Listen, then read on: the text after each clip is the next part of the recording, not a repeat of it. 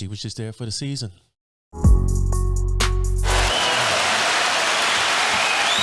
Mic check, 1 2 1 2.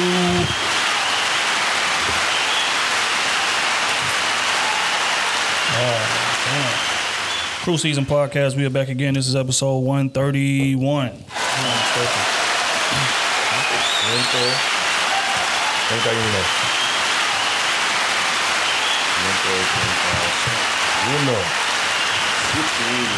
Kenny T is in the building. OT is in the building. Good. Y'all know Smooth is in the building. What's happening? I'm D-Trail AC. This is another episode of the Krew Season Podcast. How's everybody doing on this glorious morning? Kenny about to go to sleep on us over here. He trying to rest his eyes on the crew. I see him. He putting in overtime. He ain't Kenny Koala no more. That's a fact, man. That's Yet. Wait till next week. Wait till next week.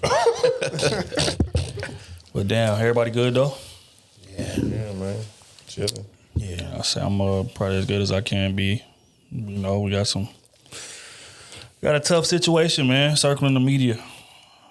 Tyree Nichols out of Memphis. I'm not sure if anybody's seen that video, but you know, we right back into the police brutality realm. Sadly, you know, rest in peace to Tyrese Nichols. And, you know, again, we've been hearing rumblings about it, but then the video hit. Somebody was recording video, I guess either from their apartment or from a camera footage that showed it. Camera footage that showed the full play-by-play. Matter of fact, I'm going to go ahead and play it before we get into breaking down exactly what the repercussions of this is. All right, so I'm going to record this. It's called the female. That ain't it. You have the right to remain silent. Anything you say or do at this point will not really matter because your skin color has already confessed to the crime. All right. You have the right to an attorney who will try his hardest to see that justice is served, but a jury of your peers, aka our attorneys, will have him outmatched 12-1. If you cannot afford an attorney, one will be provided to you free of charge because he is also on our payroll. Do you understand these rights as they have been read to you? Whoa, whoa, whoa, whoa, don't move. I see you reaching for your 9mm wallet. I see you reaching for your 38 caliber inhaler. Whoa, I said don't move. Stop breathing. You're puffing up your chest. I feel threatened. Stop resisting arrest. Is that a weapon? Lay down. No, face down. No, face ground. Bang, pow, oops, I did it again. I'm a pop star. No, I'm a pop star. No, I'm a cop star. No, by the time I get back to the precinct, I will be a rock star. Clap for 'em. I have more trophies with black names on them than BET award winners. Clap for 'em. I will probably be honored at the NYPD award dinner. Clap for 'em. They are going to throw me a parade. Clap for 'em, cause when I clap for 'em, they go to the grave. Black boys' cries fall on deaf white ears. Black mothers' tears keep graveyard grass green.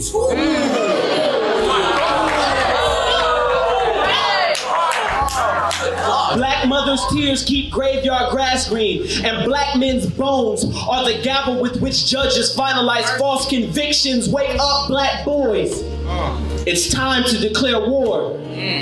I wonder if Trayvon Martin's mother, how she feels that her son is a household name and he is not a household body. I wonder if Freddie Gray's family can still say grace over their food even though their prayers could not stop the thief that robbed him of his last breath. I wonder when Tamir Rice died playing cops and robbers if he still saw the former more innocent than the latter.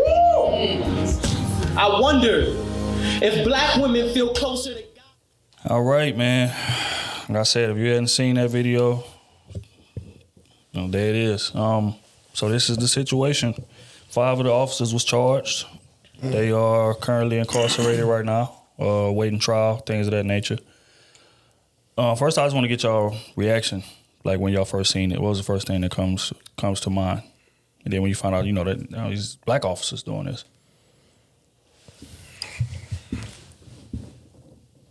I seen 10 seconds of it and I cut it off. I was like, nah, that shit just wasn't. That shit hit different. Because for several reasons. One also too, because one, the man's in handcuffs. These are all police officers, and they were black. All of them. And you low-key see shit like this with them not being in uniform. Same thing. Us beating each other up just like that. People just watching, not doing shit. Man. I don't know. One is like abusive. I don't know, man. It's just, it's a lot. I couldn't take it. I'm just tired of watching shit like that. It's one of those things. I just, shook my head, put my phone down. It was like, damn, beat that man to death. Man, when I see shit like that, that ain't the only time that happened. It just got caught on camera.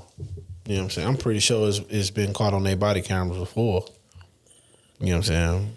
But I know since I have somebody close to me that's in law enforcement, the only people that can delete that are chiefs and, like, you got to have high ranking to delete the camera footage. You can't just be no regular cop. You know what I'm saying? And for them to feel comfortable, like they was real comfortable out there. Super comfortable. You know what I'm saying? For them to feel comfortable doing that, they have been doing that. You know what I'm saying? And if you ask me, the whole department been doing that. I'm pretty sure they got cases on them years prior with shit like that going on. But it takes somebody dying, losing their life, and somebody else filming it. Because let's just keep it a bean. If that other camera didn't catch it, you think we would have saw this video? Nah, they would have put out edited body cam footage. You get what I'm saying? But that video forced them to put the body cam footage out. The body cam footage is damn near worse. That's just real. If that other camera wasn't getting them, we'd have got a watered down version of it all. Mm-hmm. And you know what I'm saying? They probably been suspended with pay. Like it'd have been some goofy shit go around with that. Maybe one or two of them fired, maybe. But now, real shit then came out. You got to put out real shit now. Fired them instantly, and put 2nd-degree murder charges on them. You know what I'm saying? And in my opinion, that ain't enough. They need to be facing the death penalty. All of them. Every single one of them need to be facing the death penalty. Can they give you the death penalty for anything outside of 1st degree? No. Yeah, that's gonna be a tough one to prove. But First degree is a But they tough should thing. be, because first off, you cops, you know what it is. You abusing your authority. You had the man in handcuffs. Then you beat him to death out there. And then y'all, the motherfucker took off the body cam and got to talking about, I was hitting him with straight haymakers. I ain't taking that motherfucker to the hospital. You know what I'm saying? All that shit says you intentionally was trying to kill this man. That's just what it is. And you was doing it behind your badge. So that I think that need to be 1st degree for all of them. Well, not even 1st degree. I think they need to be facing the death penalty. Being who they are, the duty that you swore to protect. You know what I'm saying? Like all that shit, bro. I think y'all need to be. I think people that want to be cops and all that type of shit, position of authority like that, when shit happens, somebody die, or you know what I'm saying, you out of pocket or something, the consequences should be far worse than you being a civilian. I agree. You know what I'm saying? Because you know what you're doing. The moment they put that man in handcuffs, it was dead. Did y'all see him kicking him on the ground in the face? Mm-hmm. I ain't get that far. No, that was in the beginning. Oh, you ain't see the other video? Yeah, you didn't see it. Doing now. He probably saw the 30 I just second seen that little 30 second when he showed the swinging. Just Oh, to no, say, that's when all they I had saw. him on the ground, he was kicking him in the face. Literally, the other cop came up and was kicking him in the face. This is before the haymakers was thrown. You telling me that ain't premeditated? That's just real shit. You telling me that ain't premeditated? What was their reason behind it? Was he resisting arrest before that? Was he? That's what they said. They say he was resisting. They say, because if you listen to the video, they kept saying, get down. Just get on the ground. He was already on the He was ground. already on the ground. That's what they do to protect themselves. But this how they say it happened. They say that they approached him for a traffic stop. Took him out the car or whatever, and words got exchanged, so they started getting rough with him. Tased him actually, and then he was able to get out of the taser and took off running. So they end up chasing him down, calling back up, and then once they caught him, that's what we see. So it was frustration built in from them having to chase him, this, that, and the third. So when they got there, it was already gonna be, extra, but they just went too far. In terms of murder, in terms of intentionally murdering, I don't think that was the intention. I think the intention was just to, again, we're going to take our frustrations out. Because we got this badge on, we're going to do what we want to do. And what happened was he probably thought that first haymaker was going to drop him, and it didn't drop him. And now he feeling insecure. His ego shot because he looked like he about 250, and this man is about 130, and you punching him with everything in your might, and he's still not dropping. So they just kept hitting him, taking turns until he finally dropped. So it's just, it's ego at play more so than, wait, we gonna kill him. And because they had to chase him too. Frustrated Right. that they had to chase him. Right. After they tased him. But still in all, they need to be handled at a higher standard. Definitely. If I was at the top of this shit, the law enforcement shit, I would change a lot of that shit. If someone died in your care, who's ever involved, you are facing death penalty. But Smooth, that right there is a hard thing to implement, and the reason is because they officers, they get benefit of the doubt because they took oaths, because they did this, because they did that. Benefit of the doubt when the man is handcuffed? I could see some shit happening, like you can cover some shit up, motherfucker ain't handcuffed and all this shit. I understand that part. But when we clear, as soon as you turn the camera on, the man handcuffed. That's just what it is. No matter what's going on, no matter if he spit on you, no matter what, he's defenseless. Right. He's dead.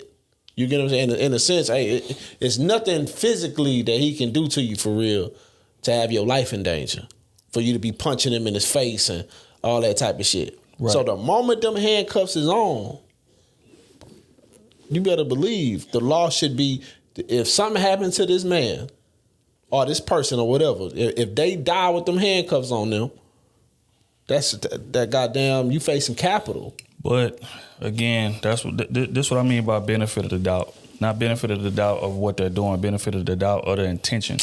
When you start charging people with first-degree murder, second-degree murder, that means that they set out to go do that. Yeah, but I'm saying, I understand. They're going to try to charge them with manslaughter, which is probably more accurate of what happened. I understand that, but I'm talking about cops, like not civilian, yeah, it would be first degree, second degree, and all that. But I think they need to have a different type of order of shit. Because there's no shit, like we seen it, people have handcuffs on, get shot in the back, die. That's senseless. You know what I'm saying? That's millions of dollars lawsuits and all these type of things, bro. You can avoid all that by making stiff rules. If this shit happens, you are facing the death penalty. It ain't no suspension. It ain't no, you know what I'm saying, you getting fired. It ain't no you going to jail. Because let's just face it, right now, these motherfuckers are in jail in solitary confinement. That's just what it is. Of course. They in solitary confinement, so they got bail. Yeah, can bail out on a second degree murder charge. You know what I'm saying? Which is crazy. Because we all see what's going on. Who the fuck would have them on the streets? Because that's what they would say about a civilian. Who the fuck gonna have them on the streets? You get what I'm saying? So I think it needs to be a different set of laws for them. Like I understand the first degrees, and that need to be for civilians. They need to always stay for civilians and all that type of shit there. Because you had the premeditated shit and all that shit. But when you got that badge on, you are held to a different standard. You know what I'm saying? You know what it is when you got to pull that gun out and shoot somebody. Because all that shit paperwork. You ain't just killing the motherfuckers and going home. You got to write statements, goddamn, everything that went down, all that shit. And now that you got that body cam, it got to match that body cam. Right? But it's too much of people disguising shit. Like I say, if that other camera didn't come out first, we would have never seen that. It would have been something to cover the story up, and they'd have kept it pushing. And it shouldn't be like that. I think everybody need to be held accountable. That way we won't see you. Killing people would go down tremendously if you kill this person and it's not justified, you are facing the death penalty. I get what he's saying, because then that would force the police officers to move a little more cautious. Yeah, to do their job for real. Like, hey, man, the moment we got this man in handcuffs, put him back in the truck, it's dead. No matter what they doing, it's dead. Kenny T, first thoughts when you seen the video?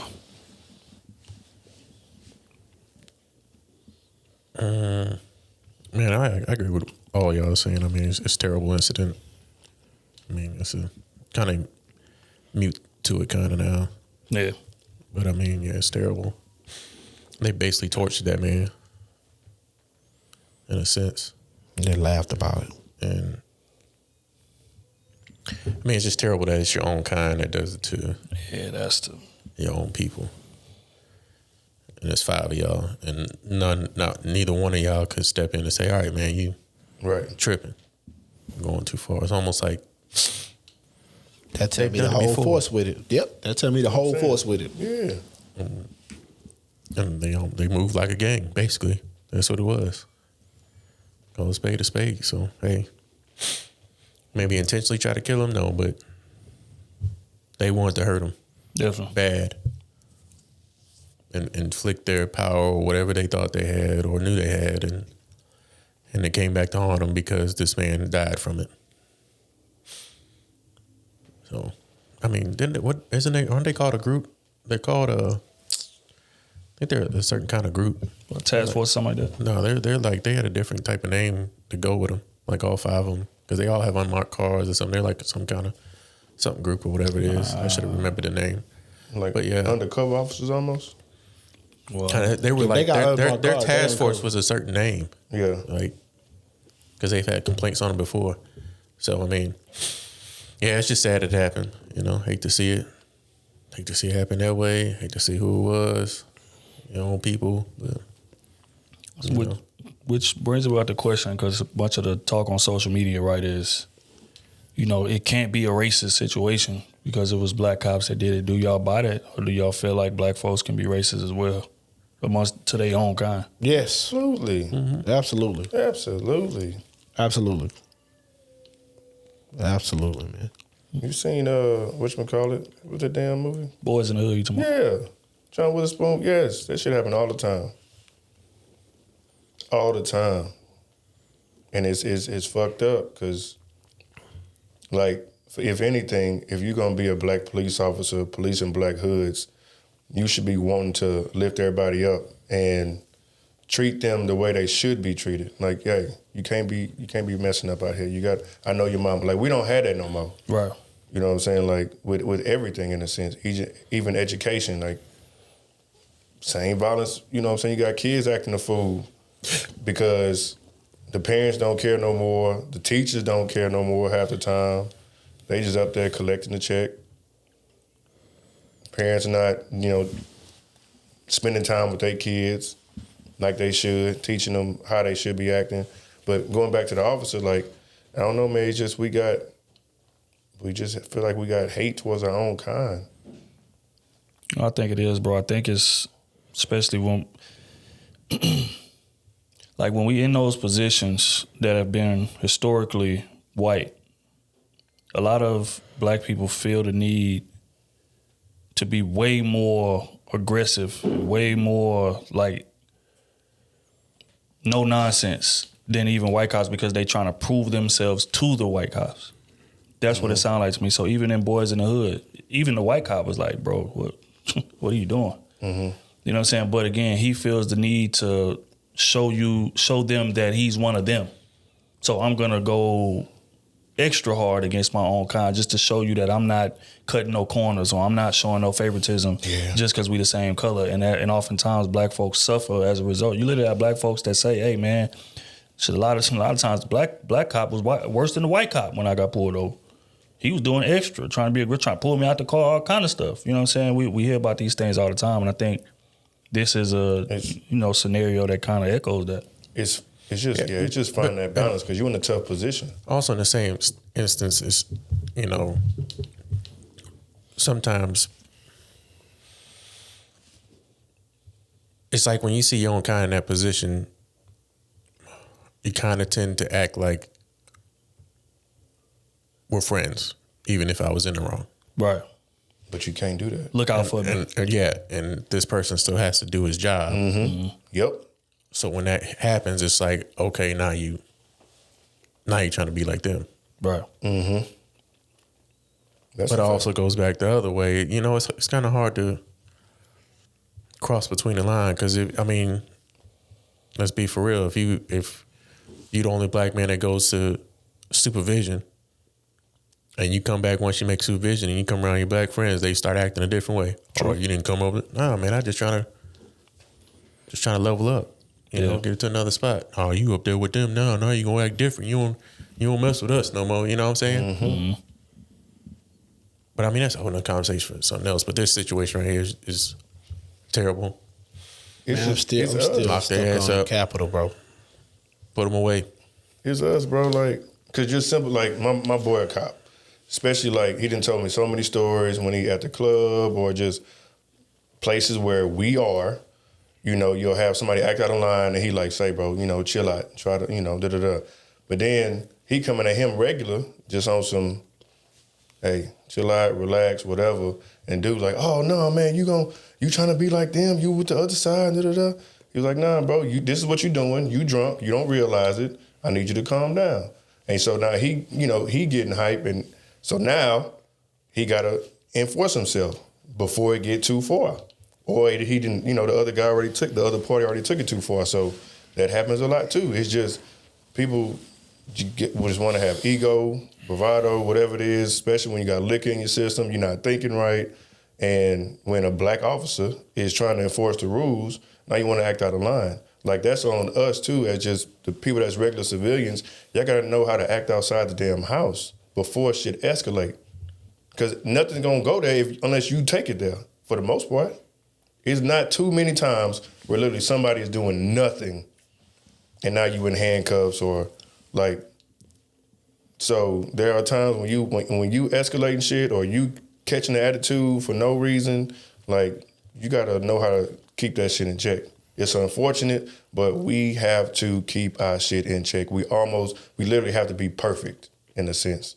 It's fucked up, but in order for us to survive, in order for us to even have a chance, you got to do everything that you can for it to go the right way. You can't slip up. You can't have attitude. You can't take off running. You can't swing off on the officer. If you swing off on the officer now, you don't know what the fuck gonna happen. His taser actually gonna be the gun. Now you shot because you swung off on him.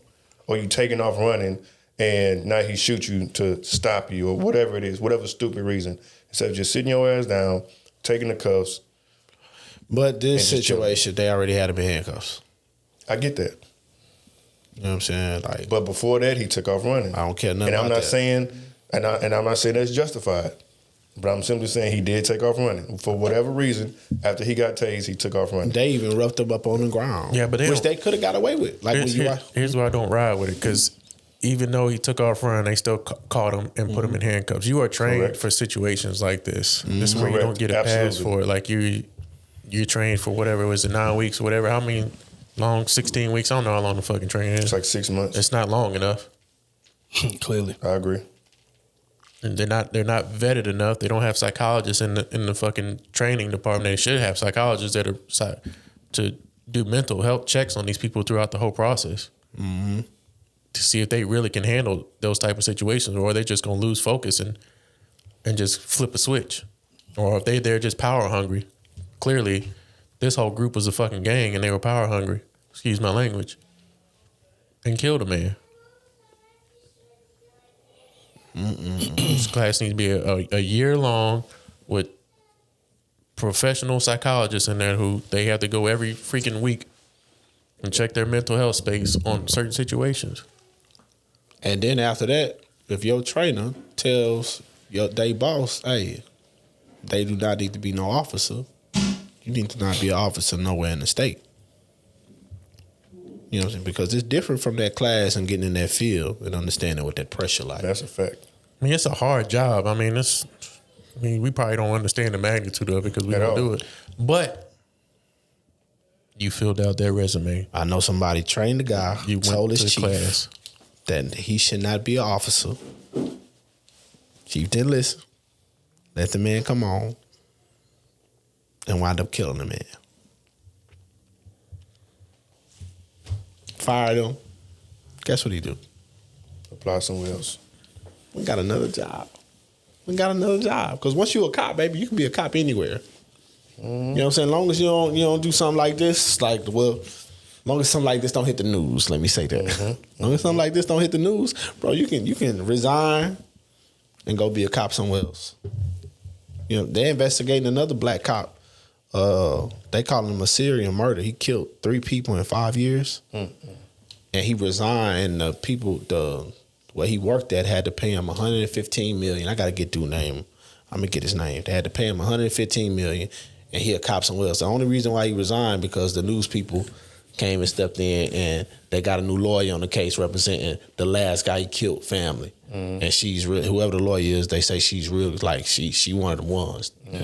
You get what I'm saying? But that's the only reason why he stepped down and went to another place to try to get away from what's going on. You know what I'm saying? But as far as this situation, like I was saying, bro, like Kenny was saying, like as soon as you get them handcuffs on them, bro, from that moment, if that person died, bro, I think it need to be capital murders. I think it need to be such a severe penalty that cops around the U.S. will never do that. The moment I put them handcuffs on them, no matter what they done, I can't touch them. All I gotta do is put them in that whip, get that paperwork together. Here's the last question, and then we're gonna get off this. Is this situation fixable? Because people keep talking about training, talking about programs, that they can help these. Sensitivity training is the phrase I keep throwing around. In your opinion, do y'all realistically think this type of behavior is fixable? It is. But it ain't gonna take no training. I don't care how much you train these motherfuckers. I don't care who you train and all that type of shit like that. If you don't have it set to laws for them, like the military got laws for them. Your ass do something, you gonna get in trouble over there, but you gonna get in trouble over here. That's how it need to be. It need to be these laws over here are much stiffer than it is being a civilian. Stricter penalties, absolutely. You get what I'm saying? Like, that's what it needs. And then that's when we'll see a shift in the mindset. Because all that is mindset. The moment you put your handcuffs on, just like you just said, his ego was involved. You hit him, he ain't fall. So you hit him 100 million more times, and he still didn't fall. It took another cop to come hit him. All that is mindset. All that shit is mindset. So the you understand that you going to be like that when you put them handcuffs on and all that type of shit there, I need you to also understand all that shit come with stiffer penalties. Not suspended with pay. Never. That need to be off the table. Desk duty. Suspended with pay, desk duty, all that shit need to be off the table. For real. Off the table. If we got you under investigation, your ass go home and you ain't getting paid. You know what I'm saying? That's what they need to have. It's a brotherhood. They protect each other. That's what if a murder is involved, like somebody dying involved. Now if somebody got a complaint on you and they suspend you, that's different. You know what I'm saying? But we talking somebody losing their life. Then or you put somebody in a coma and shit like that. You suspended without pay until we see if you was in the right or not. If you in the right, we're going to give you your money back. You know what I'm saying? But if you in the wrong, your ass going to jail, and we pressing these charges on you. And these charges, you ain't going to like that. Because right now they ain't protect. Because you got to realize they didn't kill this man. He had no protection. That guy had no protection. They locked him up. They put them in solitary confinement. They got all the protection in the world. Right? All this because you in 23-1. Ain't nobody else around y'all. None of that type of stuff. So nobody can get to y'all. Nobody can do none of that stuff. You know what I'm saying? And then when they go to court and all that type of shit, because they're going to be found guilty. That's just how this shit going to go. They're going to be found guilty. They're going to go back to 23-1. Let's say because they black, they probably going to give them about 15 years, the max that they can give them on the manslaughter. On the manslaughter. They probably going to give them the max. You know what I'm saying? 12 to 15 years type of shit. They're going to be in solitary confinement for the next, let's say, 8 years because it's a state case, so they can bond out.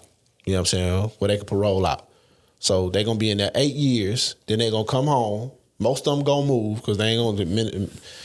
Memphis, I understand Memphis is a dangerous city. So most of them going to move and have a good life. Why this man then died. That's how the next 15, 20 years about to go for these cops. And they're gonna get to keep their life. They're gonna keep their family. They're gonna be safe. I don't think that's right. Y'all know I believe in eye for an eye. But like true consequences, just because they getting judged and all that type of shit, that they about to be living, and to be honest with you, they about to be living off our tax dollars. That's how this shit about to go. And I don't believe that's right, bro. Yeah, I don't have faith it's fixable, man. I don't, because I think humans are humans. When you give humans any type of authority, it's hard for them to check their ego, regardless of the oath that they agreed to, regardless of the rules of engagement. You know, that situation didn't have to escalate that far.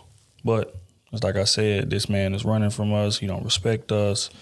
We up here trying to get him on the ground. He resisting. He trying to, so instead of taking that as, okay, this is a criminal, I'm a police officer, I handle it this way, he take it as, oh no, he tested my manhood here. So now I gotta show him why you can't do that. You know what I'm saying? So that's when the kicking starts and the punching starts and all of these things. It's all emotional, which is why it's always funny when men say women is, emotional. This men ain't emotional. Men is logical. No, men are emotional too. And this is an exact, showcase of that, man. This shit did not have to go there, but it did because emotions was involved, ego was involved. But in terms of how it's gonna turn out, yeah, I agree with everything Smooth said.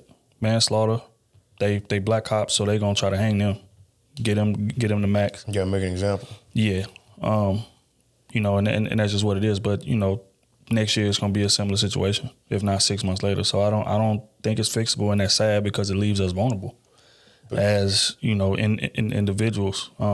Because the thing about giving them their own set of rules is that they're gonna be governing them, which is a conflict of interest. You see what I'm saying? So it's like when that's the case, it's like it needs to be a third party that's governing it. But then how can you get a third party if they not familiar with the rules of engagement and how they handle things? So it's gonna be a revolving cycle of that going on. And like I said, it leaves us vulnerable, and it leaves us in the way of like, just like O said, man, we got to be perfect.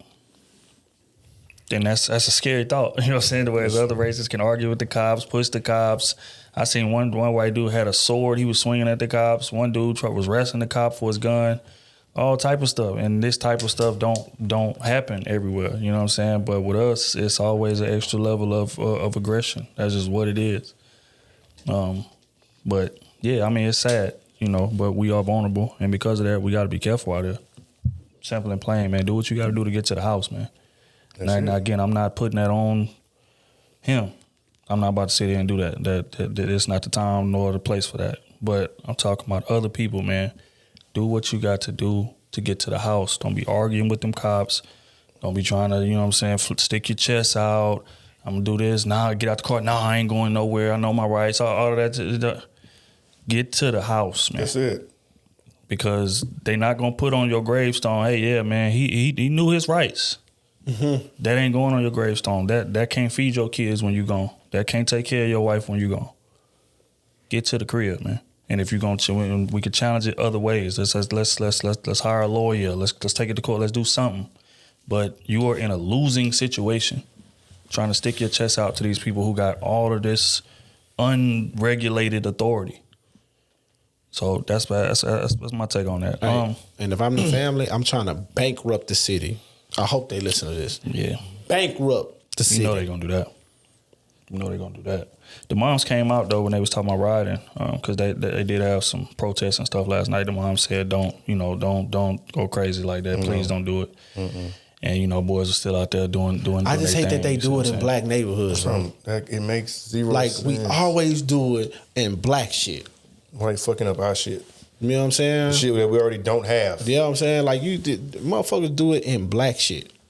Yeah, because and the building is white owned. Yeah, but the penalty's gonna be stiffer if you take that to the rich neighborhoods. Boys, no.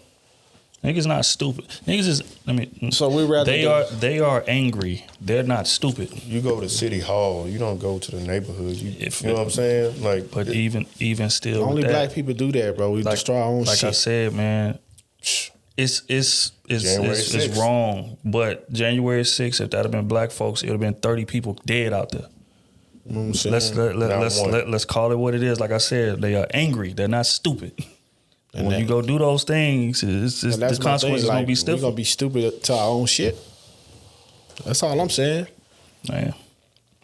Like, I'd rather you not do nothing at all. I'd rather you listen to the moms, man. Stay in the crib. Everything goes. I agree with that. We about to bankrupt the city. I'm going for 100 million. Who can tell me no? Y'all see the footage?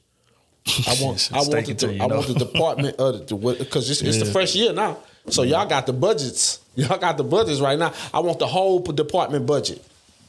I want the whole budget. I care less what y'all was gonna do with it. That's for us. I need that, and that's what she need to be attacking. I want that whole apartment budget. Yeah. Well, like I said, man, we're going to get on off that, man. Prayers to all parties involved. Rest in peace to Tyree Nichols, man. Again, I hope the court situation go how it's supposed to go. Because if it don't, it's going to get even more unruly out here in these streets. And I ain't trying to see that. But we're going to move along. We're going to stay within vulnerability. Here was a clip, about how a man should not be vulnerable to his woman. Should not be. And I'm going to play it, get y'all take on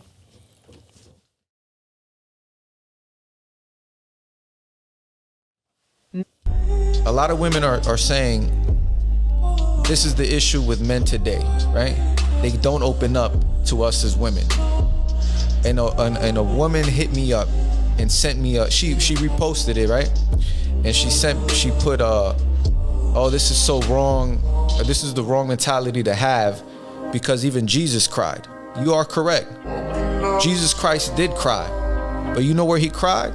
He cried in the dark. He cried in the wilderness. And there's a scripture to it. And I'm going to put it on the screen somewhere right here. He's cried in the dark. He told his followers, wait right here, don't fall asleep, I'll be back. He didn't even cry in front of the men that followed him. Why? Because he had a responsibility as their leader to show resilience, valor, and bravery, to show strength, right? He didn't show vulnerability. He went and cried in the dark by himself, and he was vulnerable with God, his father, right? And like I told y'all last time, if you don't have a father, find someone that you admire and respect to be vulnerable with.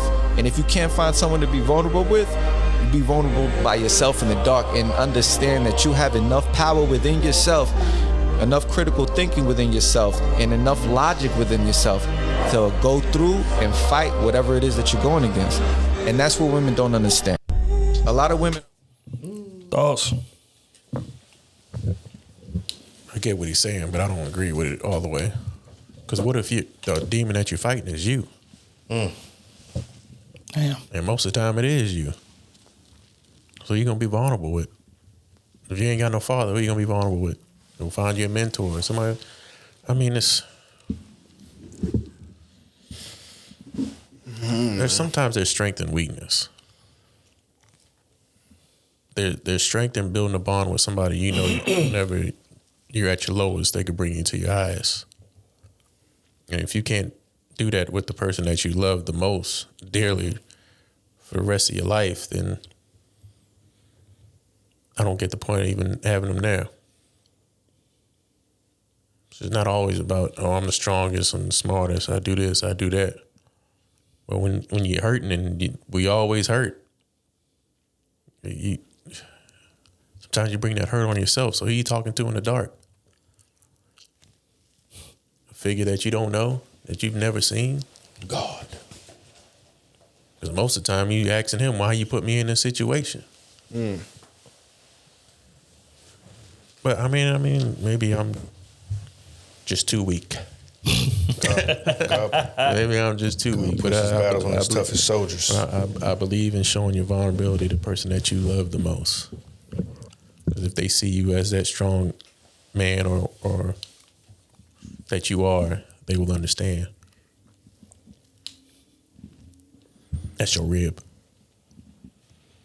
According to the Bible. I mean, I'm not a Bible thumper or whatever it is. So yeah, I think like a lot of men, where they go wrong with that is they don't pick women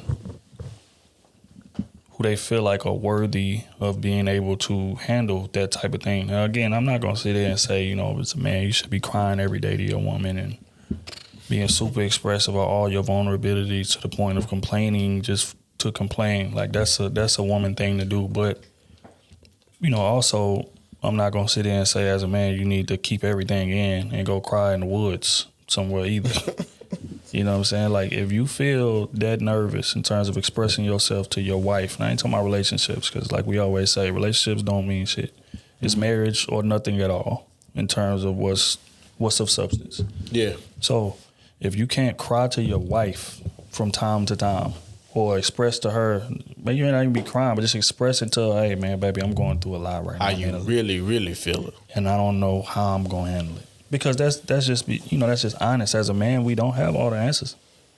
We may walk around and stick our chests out like we do, or we may come to a conclusion quickly like we do. But a lot of times we'll come to the conclusion just so we can say we have the answer and then figure it out on the back end. Mm-hmm. You know what I'm saying? Because we don't want to show that we are, unworthy of doing this job of leading and things like that. Hope to figure it out on the back end. Hope to figure it out. You know what I'm saying? So it's a situation where you got to find a woman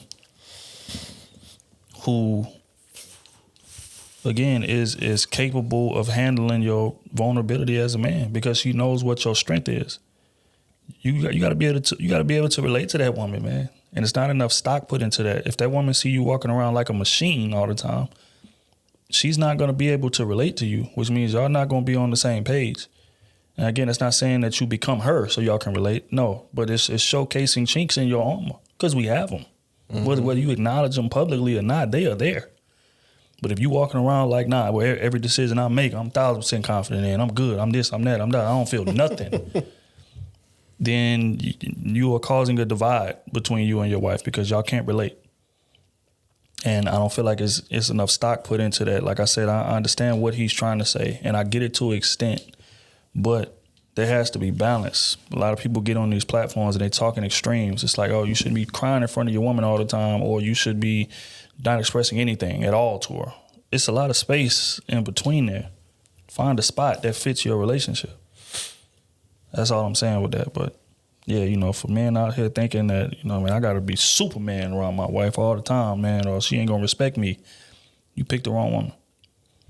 It's as simple as that. Or they got the wrong mindset.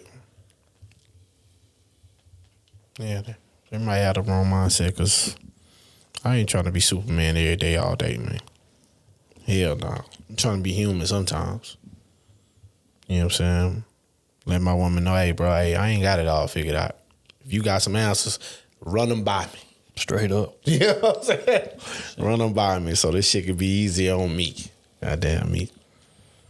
Hell, you may have a better idea. Hell, what you want to do may goddamn be an easier route.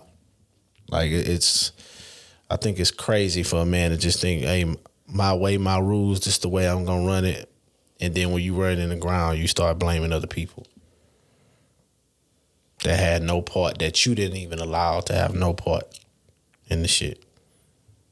That's the part that's crazy to me. So, yeah, man. And it's my only thing, man. If you don't trust your woman to jump in that driver's seat when you're sleeping, then just hold it down for a couple hours. What's the point of being with her? You literally have men out here that just do not trust their women. And that creates these type of conversations. They'll literally say, I can't be expressive in front of my woman. I can't be vulnerable because she's going to throw it in my face. Why are you married to a woman that you feel like would do that? Exactly. We ain't talking about dating. We ain't talking about going on dates and you've been talking to a chick 2-3 weeks and, we saying be vulnerable. That's not what I'm talking about. I'm talking about y'all done took oath in front of God that he's speaking of in this video. That we together for better, for worse, we looking out for each other. You my life partner. We gonna build this thing together. All of this. Why would you marry a woman like that you do not trust with your vulnerability? That speaks more to you than her. If we're gonna be honest, it's definitely him. I think it's that person, because the fact that you can't do that means you're unsure. Like at the end of it, that's like the bottom line in a sense. Like if you express yourself to your woman and she can't comfort you or offer some type of solutions, or you think she gonna make fun of you, or now she gonna do a 180 on you because of the situation, yeah, that's on you. I think it's just being scared to live up to that, I think, after the fact. And then you overanalyze, overthinking, how she gonna look at me now? now I'm weak because he feel the moment he do that he gonna be weak. Right. Man. So yeah, that's an internal thing. You got to get over that hump. If your partner doesn't allow you to make executive decisions when it is called, they're unworthy of your presence. That's just a fact. Because you chose me to be here, just like I chose you to be here. How in this decision-making time you think I'm just oblivious to what's going on in our life? You think I'm incapable of making the right decision for us to progress forward? And most of us men, we make the decisions, but you mean to tell me you can't have your woman make one decision, 2 decisions? You know what I'm saying? If you making 100 decisions and she make 5 of them, are those 5 decisions, even if she got them all wrong, is it that detrimental to you that you've been making the 95 other decisions? Don't mean your 95 other decisions was right now. We're not saying that. We just saying that you made the decision. Like, that's crazy to me. And even more so, trusting her. Like, how can you not trust her with your vulnerability, but you would trust her to raise your most prized possession? Mm-hmm. And your kids are more vulnerable than you if we're going to keep it a being. Like, you want to keep a lock on certain areas, but not other areas. Correct. So just letting her be what she needs to be. Right. Women are naturally nurturing. That's their nature. But you're preventing her from doing so because of your ego. Because, again, this is another thing. Men think that we hide that well. We don't. She knows something wrong with you. She knows that you don't have it figured out. She just doesn't speak on it. Because, again, she respects you enough as a man to give you the space to figure it out. But if you think that you just running around here hiding the fact that, hey, I'm stressed, I don't know what I'm going to do, this situation, damn, whatever. She sees all of that. She feels all of that. Your woman knows you, man. Especially your wife. So you might as well have the conversation with her. Because when you don't, now she's feeling alienated. And that's going to bring about a different problem. That's when you get the, cheating accusations and her going through your phone and her doing these things because she's trying to figure out, why is my man so distant from me now? Mm-hmm.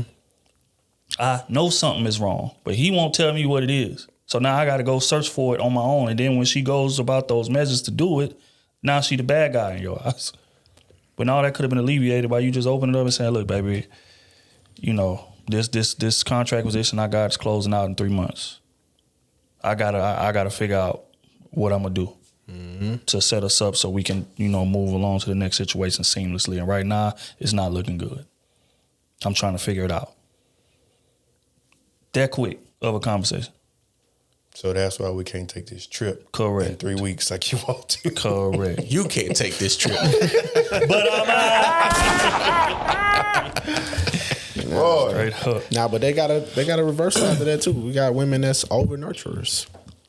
Yeah. You know what I'm saying? You have a man in the house and you don't want him to show his masculine tone. You know what I'm saying? Like, kids and everything around him needs both elements. Well, everything around y'all need both elements. Your feminine, you know what I'm saying? Like with you nurturing everything, and his masculine with him overseeing and, you know what I'm saying, his voice being heard the loudest. That's just how it works. That's how it's supposed to work. You get what I'm saying? Because when your kids and when your family members start coming around, they understand the power structure of things and how things are ran. And yeah, your decision making is vital, but his decision making may be more, you know what I'm saying, heavier. Or on the other end with you, when it's time to nurture the kids and all that type of shit, the school shit and how to get it, they may have to come to you versus him. But if you keep stepping in the way of that, how would they know which side to go to? And that's both people. If you stepping in the way of her feminine, we're not gonna do that. Or you stepping in the way of his masculine, I don't want you being loud around the kids, and you shouldn't be hollering at them. You married this man, obviously. Especially if you got boys. If you married this man, you want your boys to be the man that you married, to be honest with you, because that's what you chose. And they looking at every little thing, right? Too. And same thing if you got daughters. You married a woman, you want your daughter, in a sense, to grow up to be some form of the mom because you deemed her worthy enough to be a wife. So when y'all have kids and you stepping in the way of things, you stepping on each other's toes, like y'all basically saying, You know what I'm saying? I'm only here for the child. Or I made the wrong decision. That's what you're saying for real. Unconsciously, that's what you're saying. So that's a better way to communicate in your marriage if you never heard it that way or it was never suggested to you that way. Like subconsciously you're talking louder than you're actually speaking out your mouth. So yeah, well, I said we're gonna keep this thing moving, man. Let's get to some dating. We're gonna lighten up the mood a bit, man, because we've been. That's why I hate things like that. We got to start off on such a serious note. But let's get into some dating, man. There was a woman that went on a date, and she said the date went perfect. Almost. I figured. Damn. I figured it was a but. But it was one thing that went awry. I'm gonna play this clip, man, and y'all let me know if it's validated or not, man. Hoodwinked, led astray. Bam. So let's do story time. So this is a story just about a previous date that I've had. In the end, I really want to know if I'm wrong for thinking the way that I think. So let me know. Stay tuned, please. Okay, so I get there a little early and I valet. He's like a minute later than me, and I see that he parks across the street instead of choosing to valet. I don't really question it because, to each their own, whatever. And then we go and have our dinner. We end up ordering like 3 courses, appetizer, entree, dessert. We had wine. I was really impressed by his palate. He didn't just stick to like the typical things. He was a little adventurous in what he likes to eat. Also, it was a first date too, and he brought me flowers. I really did like that. They were red and white roses. They were pretty beautiful. So we're getting ready to leave. Mind you, we didn't finish all of our food. So we both have leftover food and the flowers that he gave me. So we're walking to valet, and valet's like, okay, will that be cash or card? And I'm like, card. Okay. So the guy literally does not even attempt to take out his card or like reach in his pocket or anything. Mind you, I have flowers in a hand and I have my leftover food in the hand too. So not only is he not even attempting to not pay for the valet, he's also like completely unbothered with the fact that my hands are full and I can't reach into my purse. So literally the valet guy is like, well, somebody got to pay. So he takes my flowers. So I end up reaching in my bag and paying for the valet because somebody got to pay for it. Mind you, again, while we're having dinner, we're laughing and joking. Everything's going so good. But I'm just so turned off that he didn't even attempt to try to pay for the valet. And I'm really just a little taken back because I don't think I've ever had to pay for my own valet. Coming from a date, like ever. Like that's kind of weird and it kind of turned me off. So I called my friend afterwards when I got in the car and I was on my way home, and I was like, just kind of explained everything the way I explain everything now. And I was like, girl, like, am I tripping that I'm upset that he didn't pay for my valet or like what? Because this has never happened before. So, I don't know. Boy, the entitlement.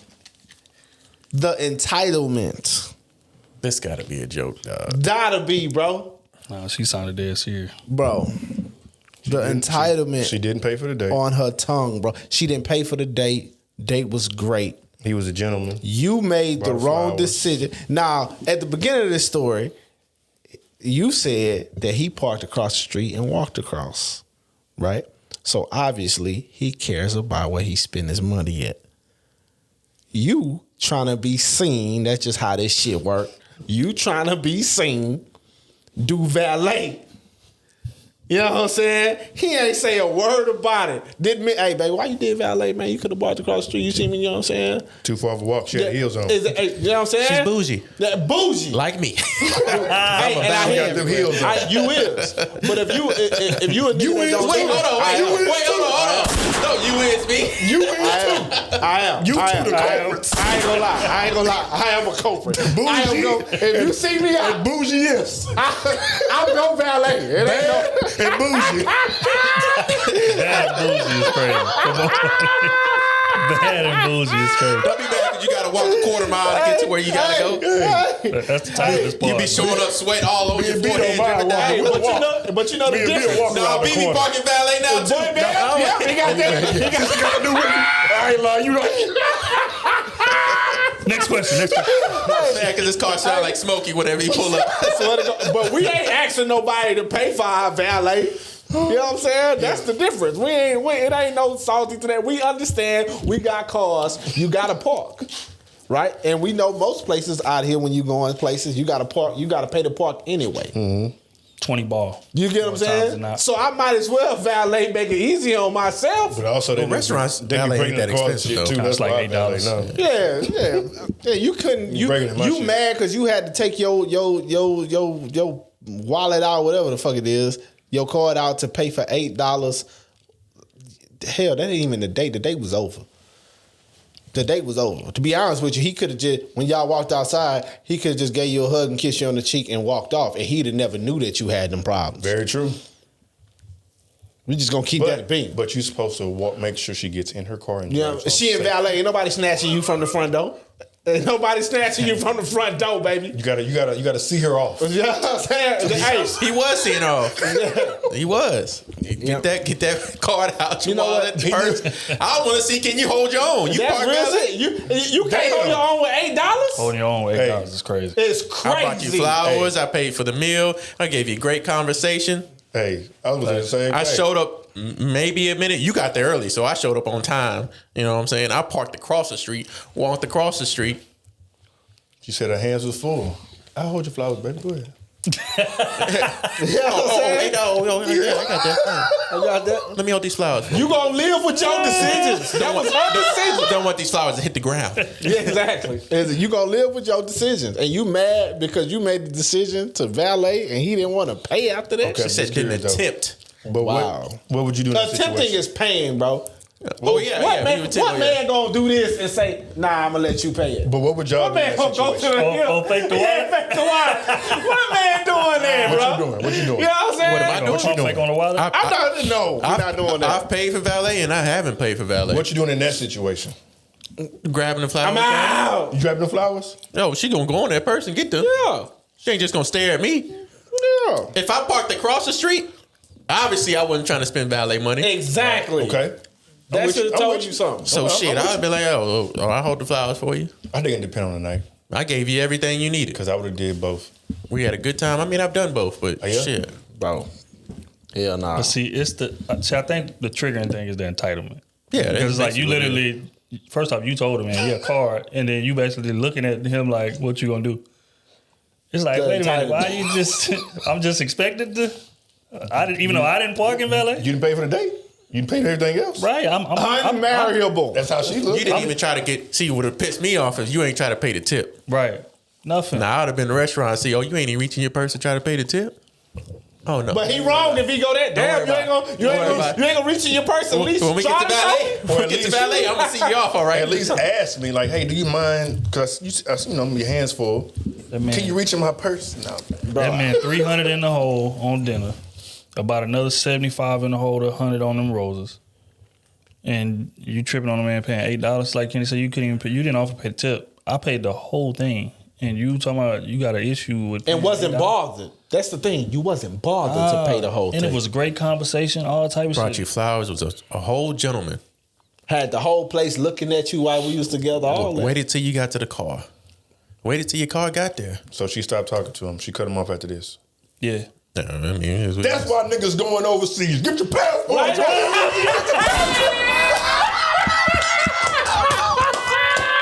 Hey, shout out to Austin Holland. I see what you was talking about, gang. You ain't got to do all that. Y'all done proved this point. Damn. My bad, Austin. I see what you was talking about, gang. Man say he had a $10 dinner.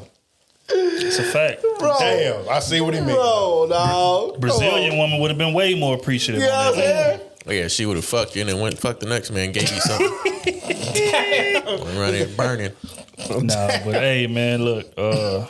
Yeah, I mean, it's just entitlement all the way around. I mean, it's just ridiculous. It's $8, fam. Like, for one, like you should Y'all would at a fancy enough restaurant because you should be able to pay valet from the table. So your hands being full is not an excuse, right? When we put up this fancy restaurant, let me tell y'all this shit. No, she didn't want to pay at all. That's why she didn't. I know, but no, and I agree. But she tried to use her hands being full as an excuse. Nah, sweetheart, you get the valet ticket on the park-in QR code, pay it at the table. So that just should have been taken. That shouldn't even have been a situation for real. But probably would have paid for it if she would have made a move to attempt to go in her purse first. But she probably just stood there, just looking at him. He looking back. And if she would have looked at me like that, it'd be like P. Diddy. So look here, man. Prayers to all parties involved, though, bro. You did the right thing, man. You ain't obligated to pay for shit. You dodged the bullet. To be honest with you, that's child support. Right there. Child support chaser. You know what I'm saying?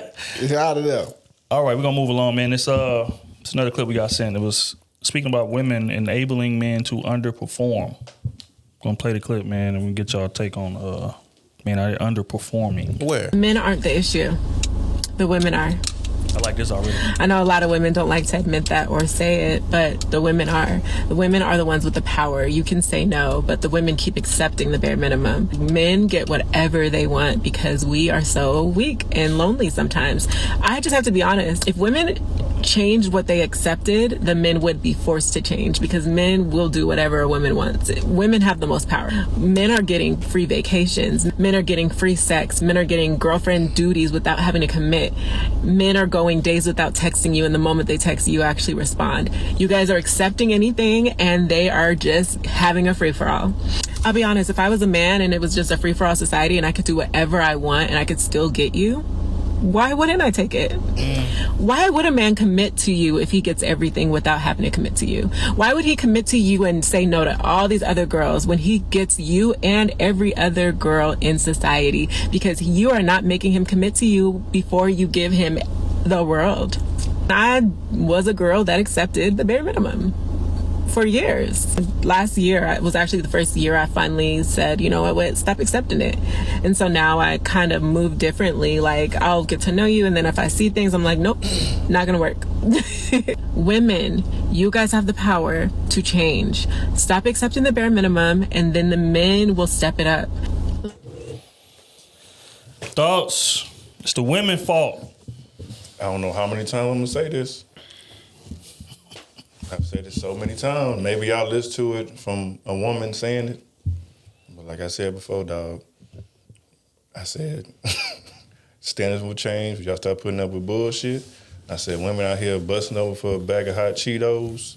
Like, it's cheap. It's going for the low. The product is stepped on 10 times. Like, it doesn't take much for a man these days to have sex with a woman. And a lot of women out here are just parading themselves like it's empowering them when it's not. It's lessening your value, especially when you're just sleeping around with a bunch of different men. Y'all cannot do what men can do. We have to request, in a sense, permission to have sex with you. Like, men got to enter you. Men gonna be men, like, first off, and you know that. And y'all give away y'all prized possession for literally nothing. What do you get in return? For some money.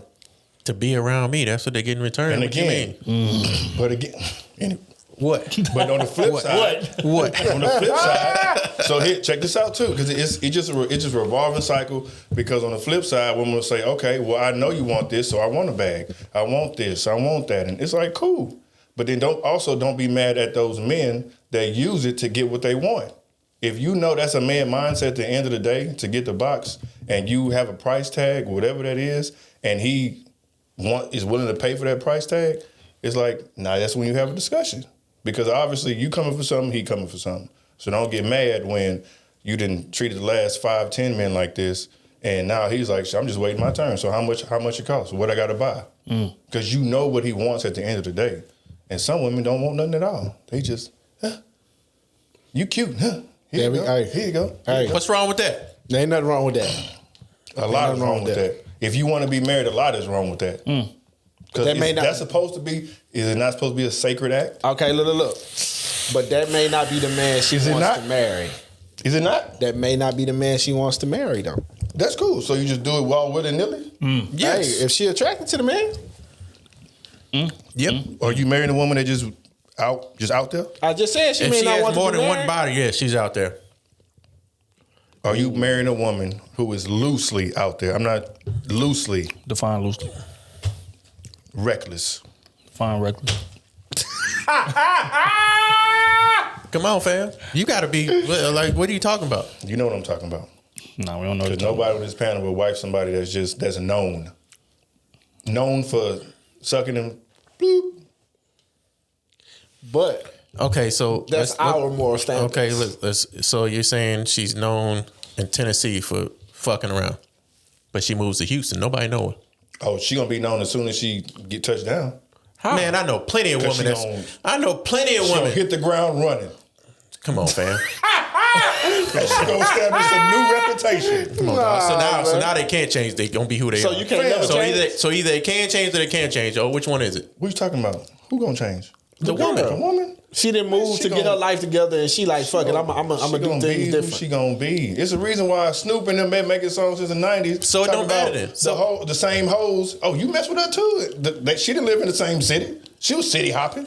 You say every other city we go. You talking about industry? No matter where I go. Okay, we're gonna go industry wise then. Now we're using industry as we talking regular women. The main thing. These women be regular women.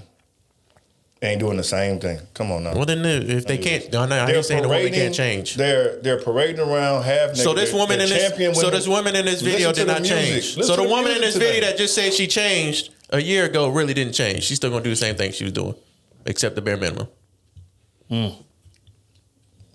How do we know? We ain't using that. I'm going off of your logic. Hold on, because using what you said, logic. All right, and using that, if she runs across a man that is above standards like she normally had, she might break the rules again because that's a different type of dude. So, like, again, how do we know? Using that. So you're saying they can't change? It's hard. It's hard for people to change in general. That's what I think. It's hard for people to keep standards in place, especially when you come against something that you've never had before, never seen before. I could say if I get $50,000, I'm going to invest it, but when that $50,000 hit my account, I'm going out to eat. Let's keep it a stand. So that's all I'm saying. Well, you can still get the $50,000 and spend some of it, but you still invest some of it. True, but I'm just saying that like it's easy to say when you don't have it, but until you run across that person who is above your standards that you set, like you may go back and bend it just for that. Hold on, time out. So if they go above the standards that you make, then that's not the bare minimum anymore. They're above the standards. They're above the bare minimum because your standards are going to be above the bare minimum, right? True. So however, if they're going above the standards, but you set a new. What I'm saying is you set a new norm, and you came across something that's newer than your norm or above your new norm. So now you breaking it instead of standing on the square that we always talk about. That make sense? No. I see what he's saying. He's basically saying he basically saying like people claim to change every day, but the fact is that when adversity or any situation that's unfamiliar arises, people revert back to what they used to. I mean, it's just like a basketball player spend all summer working on his left hand, but when you run into somebody who playing lockdown defense, you're gonna go back to your right. You're gonna get right back in your comfortable bag. You know what I'm saying? And a lot of women do the same thing. So they may be able to do it for one dude or whatever while the situation's going good, but the second the relationship runs into some adversity or she's in an unfamiliar territory, now it's like I gotta cling to what it is that I know. You know what I'm saying? So that's what he's saying. I mean, and it is hard to change your standards and things of that nature because you got so many years of programming with that it kind of tricks you into feeling like that's your worth.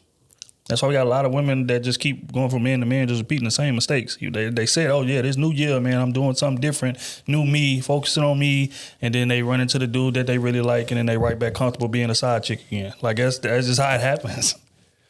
But, yeah, I mean, in terms of her point, though, women enabling men to underperform, I mean, I say it all the time. Like, why would a man go to a Mercedes-Benz dealership, look at a car on the showroom floor, look at the mileage, it has 0 miles on it, and it has a price tag of $200 on the windshield. Why would he pay the $60,000 that it really costs if it's a $200 tag on the windshield?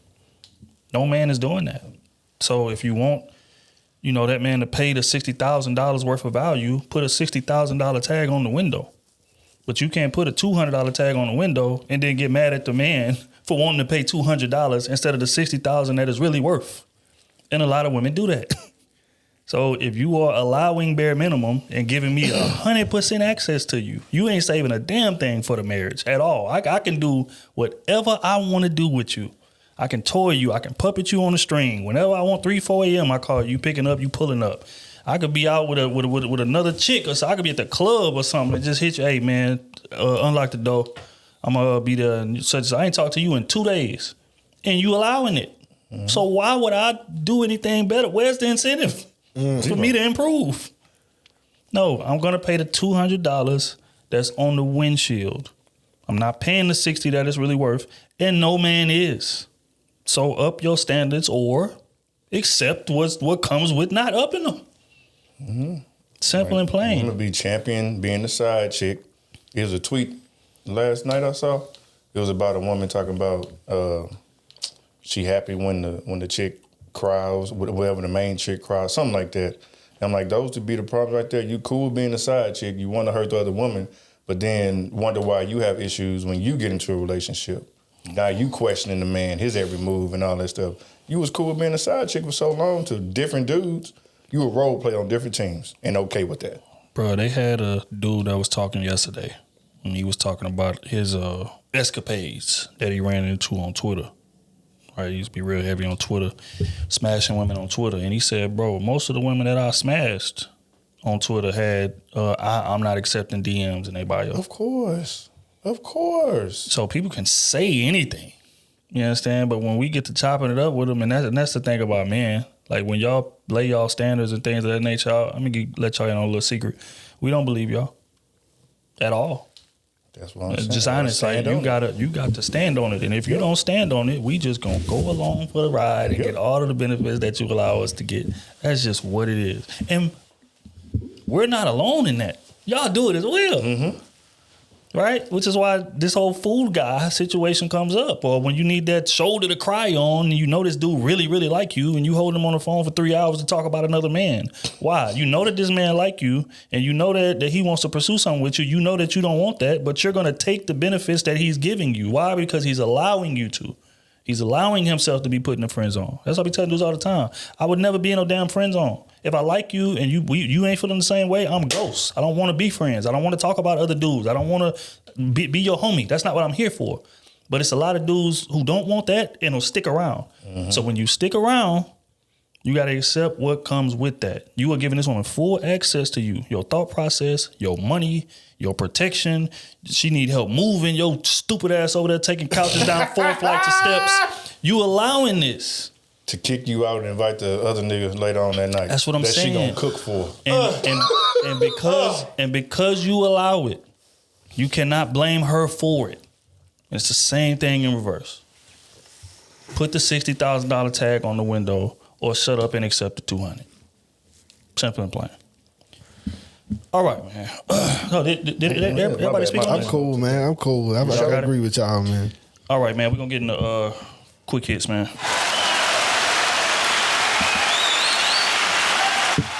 Got a feeling this one right here might ruffle some feathers. Ruffle? Yeah, it might cause a kerfuffle. I like that one. I like that one. I told you I was going to use that one. So it was a man that was speaking about how, he really is only interested in dating younger women. Pedophile. Right, and we got sent this clip probably about 100 times. But he's giving his reasoning as to why he says younger women are more, impressionable. So I'm going to play it. I'm going to let y'all hear his full explanation. And then we're going to respond to, what the young man had to say. I think younger women tend to be more impressionable. I think older women, in my experience, you 30, 33, 35, the experiences that you have at that point is just, a little bit too much for me. And I really think in some cases you really can't teach an old dog new tricks. So I prefer, my women to be the younger variety. If a woman wants to respect you and give you the respect to lead and be her partner, why do you need to have that level of power over her if you're not trying to manipulate someone? See, it's not power, it's impressionable. I've never seen a successful partnership where the other person wouldn't allow themselves to be impressed upon. If I'm a person and I got a vision, I got a plan, I got a whole program, I would think that the person that wants to be with me is willing to learn and willing to adopt some of the ways and even some of the principles that I have. That's not impressionable. Impressionable is basically getting someone to do what you want them to do because they're easily swayed and easily persuaded to do what you want them to do. Who said that? Did you make that up? When you hire somebody, you look for somebody that's impressionable. But why would I listen? Right, so you can train them. So you can, when you hire somebody, you're about to train them. Now, and that's why you want them impressionable. We really got sent this 20 times. He said, "Who made that up?" Who made that up? That is literally the definition. She was like, it's no different than the job. He was quick with it. Who made that up? What? Easily influenced because of lack of critical ability. There we go. He said, "Who made that up?" Easily influenced, easily led, exploitable. I told you, bro. Moldable. Maybe that was where he's looking for. Ladies, man, if y'all are listening to this is the reason why, for real, all them old motherfuckers with them age gaps on them young women, this is why they date them right there. That definition. What Otis just said, bro. Like, come on, bro. That's pedophile, bro. He said they don't. Manipulative. Older women are already stuck in their ways. They will not follow his lead. So he goes to a younger woman who doesn't have any ways yet. And he can put his mindset and his goals and his leadership into her. Mm-hmm. And obviously, he don't have a wife. I can see if you talking like that, you marry a chick. Let's say she is young in his case. You marry her, y'all been married some years now. You got family, all this type of shit there. The motherfucker ain't married. What if he just started doing it? What? How do we know? Trying to shoot him some bail. How do we know? Shoot him some bail. Anyways. What if he's dating somebody serious right now? Man. We don't know. Because he's like 31. What you said? 31, 32? I'm not sure. What if he's talking about a 24-year-old, 25-year-old? Like I said. Do we not have a point though? We're gonna call that man a pedophile. Are they not easier to If she was in the military and he married her when he's 31? But if she was in the military and he was in the military and they got married and nobody be calling him a pedophile? Wow, and she was 20? She was 20 and he was 31? Yeah. I would be calling him a pedophile. You tripping. That boy petty, man. That's a bitch must for me. You know what I'm saying? That's a boy petty. I can care less where you at on this planet. So Jay-Z's a pedophile? Yes. Whoa. Yes. Wow. He 10 years older than her? I think Jay-Z's 11 years older. Yes. So. Yes. Wow. Yes. Bleep that. Don't bleep that. That's for real. Wow. Bro, 10 years older than somebody, bro. Listen. Bro, when you was of legal age, they wasn't even fucking yet. When you was of legal age, fuck that. When you was of legal drinking age, they wasn't even fucking yet. Yeah, so he waited till she was of legal age to fuck, which 20 years old or 21. I ain't with that, bro. Made it official. All right, that's me, bro. Does he not have a point though with women that's 35 are kind of set in their ways? They've been through some things. They got a little trauma. They may have a child or two. You know what he doing? He figuring he probably making about 60. Let's say 60,000, right? Woman in her 30s, she understands 60,000 ain't really a lot of money to do some shit. What That's just real. What kind of a younger woman? What kind of analogy about to make right now, dog? I'm just saying, a younger woman, because that's how we're gonna keep it a bean. That's how they control their women, bro. They get a younger woman. She ain't experienced life yet. She ain't really been around no money for real. Mm-hmm. So she don't understand the differences between 60 and 100. She don't understand that. I think now they do. That's a good thing. Most of them don't, bro. We just gonna keep it a bean. Fuck what they seeing on the internet. But they know they looking talking about it and living it is two totally different things. That might be a good thing because not a lot of people make $100,000 a year. That is real. That is real, right? But we all know when you in your latter years, you start making money. When you're in the latter years, I think the max is 60,000. You know what I'm saying? But for black men. Okay then. I think black men don't reach. There's not 100,000. It's not on the list. I think it goes from 45 to like 55 to like 65. It don't go from 45 to 65 to 105. It don't do that. But that's a way to control them younger girls because they ain't talk. Let's just face it. Most of these younger kids ain't next to another kid, a boy, that's making money. That's making some real money like that. So I can go snatch this young girl up. And start I'm gonna bring her over young and raise her to be a wholesome woman, young tender. Instead of go out here in these streets, instead of go out in these streets and get ran through and then be 30 years old with no family and nobody. They get that younger girl. They get that younger girl. They stick some babies in her until she about 25, 26. Okay. Do away with her. Get her out of there and go get another young girl. That's what they do. They don't never stick with this girl. I don't know. I don't know. They don't never do that. I don't know. You know a lot of people that they may do like 8 years, something like that. But they established, the woman is looking for a man that's established.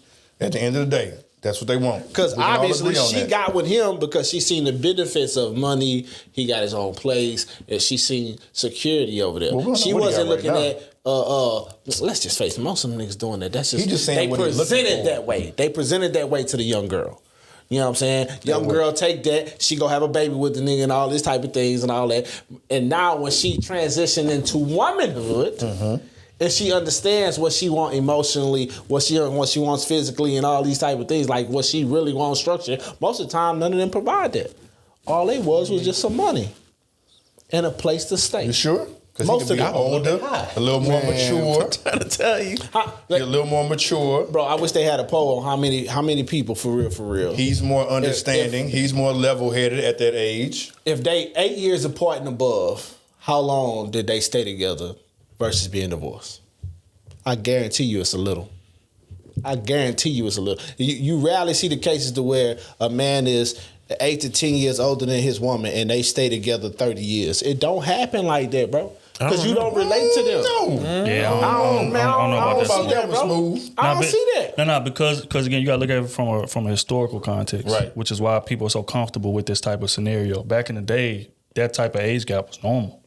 Bro, that's pedophile behavior, bro. But also, back in the day, all the women was tied to dudes financially. So, yeah, it would be normal. Because that's around the time when they was getting some money. Well, I mean, the finances, I don't really feel like has anything to do with it. It has a lot to do with it, bro. The age gap is what I'm speaking to. Because in this situation, let's say it's a man who has finances.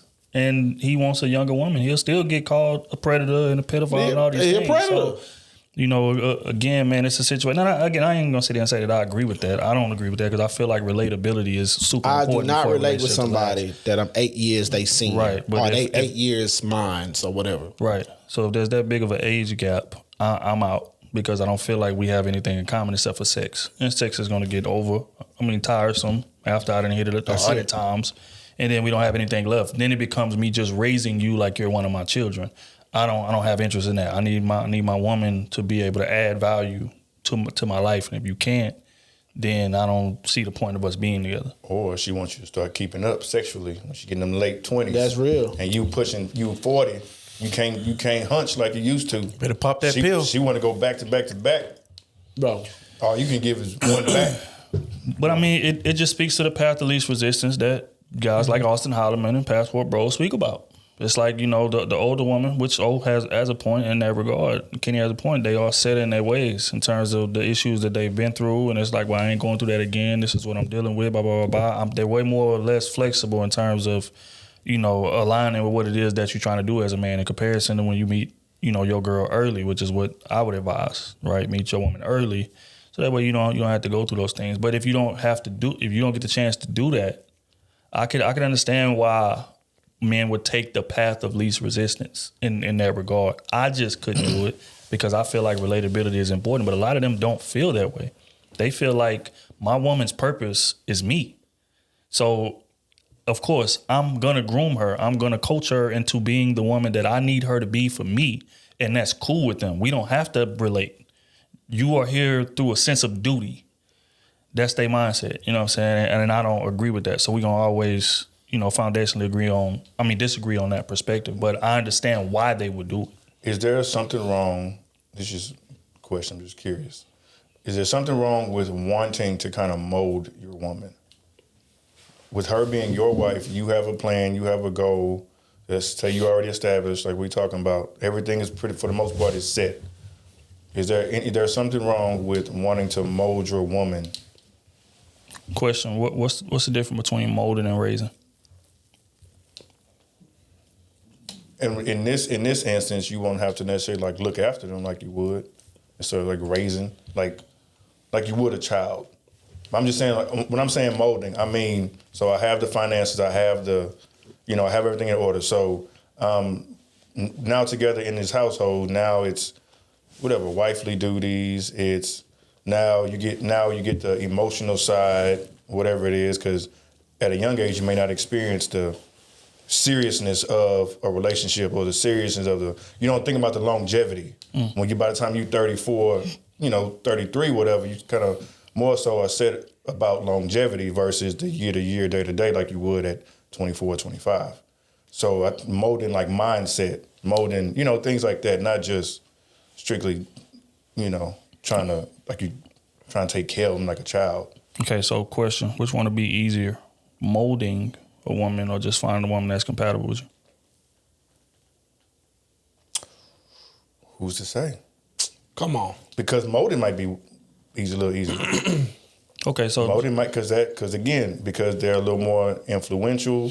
Influence at that point because they're in a lesser role, you can say. So now they're looking up to you to be that leader. So they kind of, in a sense, following blind because it's new. Following blind versus you coming to somebody and it be easy. Both could be easy. But what you not understand? I'm just presenting the opposite argument. I know, but look, what you're not factoring in is you factoring in they side, the side of the man thinking, right? Let's factor in the woman's side. Okay. Say she get all this molding shit from this man, and the moment it clicks in her head, you know what I'm saying, what she really wants, because we all have that moment in our life, no matter where you sit at. You get what I'm saying? The moment that click in her head, she don't want to follow none of that shit he talking about. She don't agree with that. She don't agree with them type of morals. She doesn't agree with, you know what I'm saying, the way he leads and, you know what I'm saying, all this type of shit. Is she wrong for leaving? No, but so just a little context. Or is she wrong for giving pushback? Or let's just face it, everybody gonna give pushback. I'm strictly speaking from the aspect of he's leading the correct way. Now, of course, who's to say it's the correct way? But I'm just, in a general sense, he's not leading her straight. He's not leading her on. Like, he really has a goal in mind. He has a plan. And he's just choosing a younger woman because he knows there's not going to be as much pushback early on because she's younger. You can also have kids. So he's using his status. You have a bigger age gap to have kids. So he's using his status as a means of control, right? But is it really control? Molding is controlling. I think it's a synonym, if I'm not mistaken. But this is my thing, right? Because the whole easily influenced thing that goes both ways, right? Because she's easily influenced by you. At a young age, she's typically pretty easily influenced by outside as well. So if you find this woman 22, 21, 20, she's still young. She still want to go out. Of course. Still want to go to the party. She still want to take her sexy pictures on Instagram and things of that nature. So if you're not cool with that, which we see a lot because these men want to find these women and expect it to turn them into church nuns. In a sense. There's going to be pushback. The same pushback that you're trying to avoid with the 35-year-old, you'll get pushback in a different way from a kid at that age. So there's no way to avoid pushback. Rarely ever do I see a woman that's 19, 20 years old who's basically a nun for her man. I think in that situation, it'd be easier for him to correct that situation with the young girl than the older woman. Right, and that right there, I agree with. Which would make it easier. But that's granted that he finds a woman who's not compatible with him at that age, and that's why I feel like compatibility is so important. Because if I find a woman who's compatible at that age, then we can just hit the ground running, and I don't have to groom, I don't have to coach, I don't have to do anything. You know what I'm saying? Like we're gonna grow into each other pretty quickly. But we are most of the things about us already align. Instead of me having to raise you, which is why I asked you that question, what's the difference between molding and raising? There is none. I'm raising you to be the woman that I want to be. And I'm not sure if y'all have kids, you know what I'm saying? But you fellas out there have kids. I have a 3-year-old daughter. I have no interest in raising a grown woman. So that's the part that I can't wrap my head around. It's just way less work for me to just go out there and find a woman who we align in our beliefs and we hit the ground running. But I think raising and molding is two different things, though. Explain the difference. I think raising that you have to look after this person all the time. That's Molding, you're just giving them direction of who they can be. Right. You kind of just tighten up loose ends. I think they're totally two different definitions. Okay, so y'all said that on one you have to look out for this person all the time. This is the person you're looking out. Like your duty is to look out for this person. Right. Like, when you're raising them, right? Yeah. Right. Okay. So what are the two main things that a man is expected to do when they meet their wife or they meet their woman? I mean, lead. No. Well, I mean, from a biblical perspective, there we go. Protect and provide, right? So I do have to look out for you, regardless. If you're a woman, so there is no differentiating in that. But they're totally two different definitions for both words. I mean, that means that you're still molding your wife anyway. Even at an older age, you would still be molding this woman. Not necessarily, because molding, we can't have one or the other. No. Molding means that I'm teaching you things. So molding means that I'm like teaching you how to move as an adult. I wouldn't have to do that with my woman. Sure, I'd have to protect her, sure. But in terms of teaching you how to navigate the world as an adult, no, the hell I don't. Those are two different things. That's molding. That's raising. Mackenzie, my daughter, yes, I have to teach her how to navigate the world. That's raising her. That's molding her. I shouldn't have to do that with an adult. What's the definition of mold, Otis? That's what I'm looking at right now. So molding is to mold someone or means to change or influence them over a period of time so that they develop in a particular way. Mm-hmm. What's raise? You got that damn parenting. I just said raisin. I'm trying.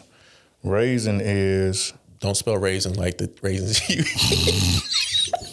He did have like a dried up grape. No, I did not. Hell no. Raisin. Y'all stupid. He saw backspace. Hell no. Let me see. To cause rise or form, lift or to move vertical position. That ain't it. Construct or build. To move to a higher position or level. Elevate. Erect, build, construct. Mold, raise, construct, build.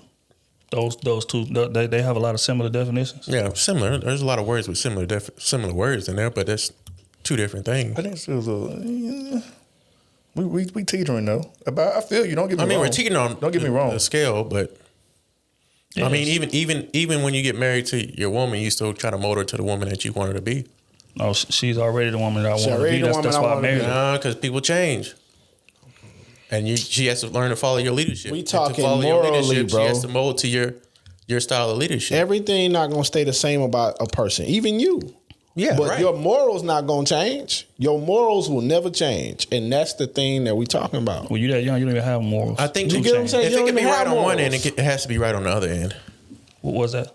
If you're saying if you marry a woman that's older, you don't have to mold her, but if you marry a woman younger, you don't have to mold her because of protect and provide. It's easier. You still have to. It might be easier. It might be harder, but you're still doing the same thing, right? No, I was still because the woman that I get with that's my age, she already fits what it is that I want in a woman. That younger woman that I'm fitting, she's attractive, and I'm trying to turn her into who I want her to be from a moral perspective, from an ideology perspective, from a like I don't have to do that with a woman who's already compatible with me. Exactly. Would she not have an influence on him though, with her being younger? Like he could be easily influenced too. If he's easily influenced as a grown fucking man, I said I was gonna stop cussing.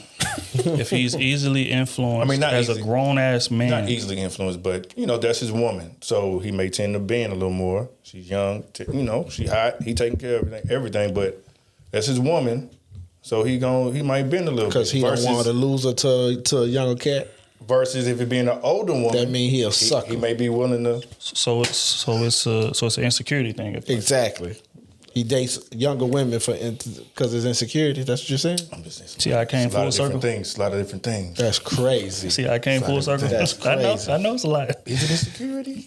Of course. I know. I'm just. And he said, "Is it insecurity?" How do we know? How do we know? I don't know.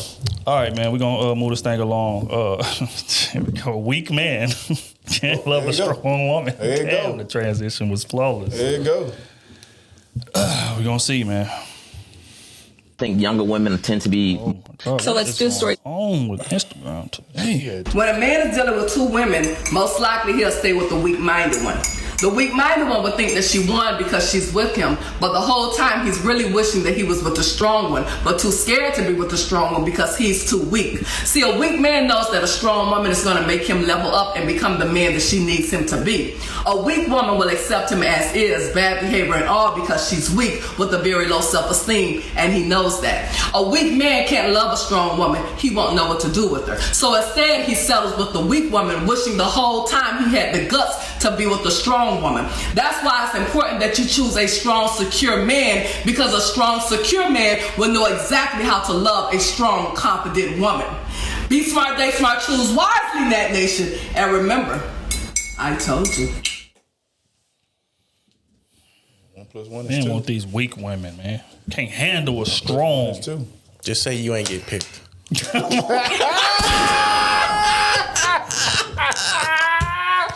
Yo! Whoa! Yo! Hey, no, wait! Yo! Am I wrong? Yes, I need to confirm or deny. How do you know what the other woman had and what you had? Hey, man. Maybe he was too damn strong. He couldn't mold you.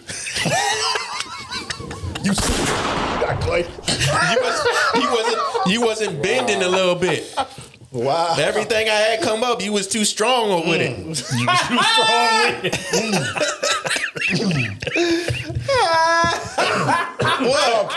What? Everything I had come up, you was too strong with it. Why every time you the one that's not picked, the other one was weaker? What if you just wasn't the one? You know what I'm saying? Wasn't compatible, man. What if that just... But wait, no, I gotta shoot us some bail. All right. Because we said earlier, and the passport bros kind of alluded to this, no showcase to this. Men are gonna take the path of least resistance. So in this scenario, she's basically saying the same thing. Yep. Men want to take the path of least resistance, even though they may want that strong woman. And a lot of times when they get into the relationship with that weak woman and they dogging her out, doing whatever, I'm showing up 4 a.m. because I just don't respect the consequences of being with you. You see what I'm saying? But a lot of dudes, once they get in a relationship and start moving like that, they'll desire the strong woman, but they don't want to put the work in to get the strong woman or to climb up to that, to that point that she at from a moral perspective and what she demands. But look, I'm not going with that extreme. But what if they both strong women? What if they both strong women, right? Let's just say this girl right here, right? And then there's another girl. They both strong women. But this girl that's talking, she combative. Yeah, you strong, but you combative. And then this other strong woman, in her days, she has learned to listen, tone that down. Let me see what he really trying to say before I, you know what I'm saying? And she make the right decisions. She make more right decisions. Is he wrong for picking her? Because she not all rah-rah and crazy and challenging my authority all day? Y'all both strong women. Is she challenging your authority or is she molding you into the man? Man, stop it. Stop with that, dog. Molding you into the man. I don't want her to mold me or raise me. Whatever fucking word you gotta use. And I shouldn't have to mold or raise you. Whichever fucking word we gonna use. Because we don't know what the fuck is going on. Excuse my language. But what I will say is, equally yoked. They can both be strong. Just one knows how to give and one knows how to take. Yeah, that's real. You can't. She's the taker. You can't combat everything. You just can't do that. Drop. Draining. Break that down a little more, Kenny. I want you to go in detail about that. You said I don't have more detail. That's all I got. That's all I brought. Clip it up. Make it work. No, but I mean, at the same time, though, again, I'm just talking shit. But I mean, I agree with the boys on that. It's a lot of women that feel like, that they strength means that they have to be difficult. Those two things, two things can mutually exist, especially in that regard. Just because a woman is not challenging a man at every turn doesn't mean that she's a weak woman. Right. But if you are a woman like that, you'll look at a woman and call her weak because she doesn't challenge her man at every turn. She may be just talking to him behind closed doors. She running the whole whispering it to operation. him, you understand me? But because she's not willing to do it in public like you are, or in front of company, or in front of your family. Or do it in a way to demasculate them. Right. You know what I'm saying? So it's like, is she really weak, or is she just strategic and, willing to fit into that mold of femininity that most men want? I'm trying to tell you, and that's going to win. That gets you a lot further. A lot further. Not taking advantage Matter of fact, that gets you married quicker, too. That's a fact. I'm just saying, they don't want to listen to us. We giving them free game. They get you married Y'all quicker. want to combat us. We trying to tell y'all, give y'all the cheat code. We giving you the cheat code with a lot of shit. And women like that, you know when she, you know what I'm saying? Like us fellas, man, when we know a woman like that. Say we at a gathering and some shit happened, and you say something out of line or some shit, your woman give you that look like, you know what I'm saying? She give you that quick look up. Boy, when we leave here, you know what time it is. You know what I'm saying? We gotta have this discussion. But a woman like that, she gonna try to challenge you in front of all them people. Right. That's the difference. Show my dominance. That shit ain't flying over. You know what I'm saying? You know what I'm I'm gonna make saying? you look like a fool in front of company. That's the difference. Man. That's a real. We know a woman like that. That's different. That's the difference. I ain't gonna say no names. I don't wanna say no names. All right, man. On that note, we're gonna get into advice column.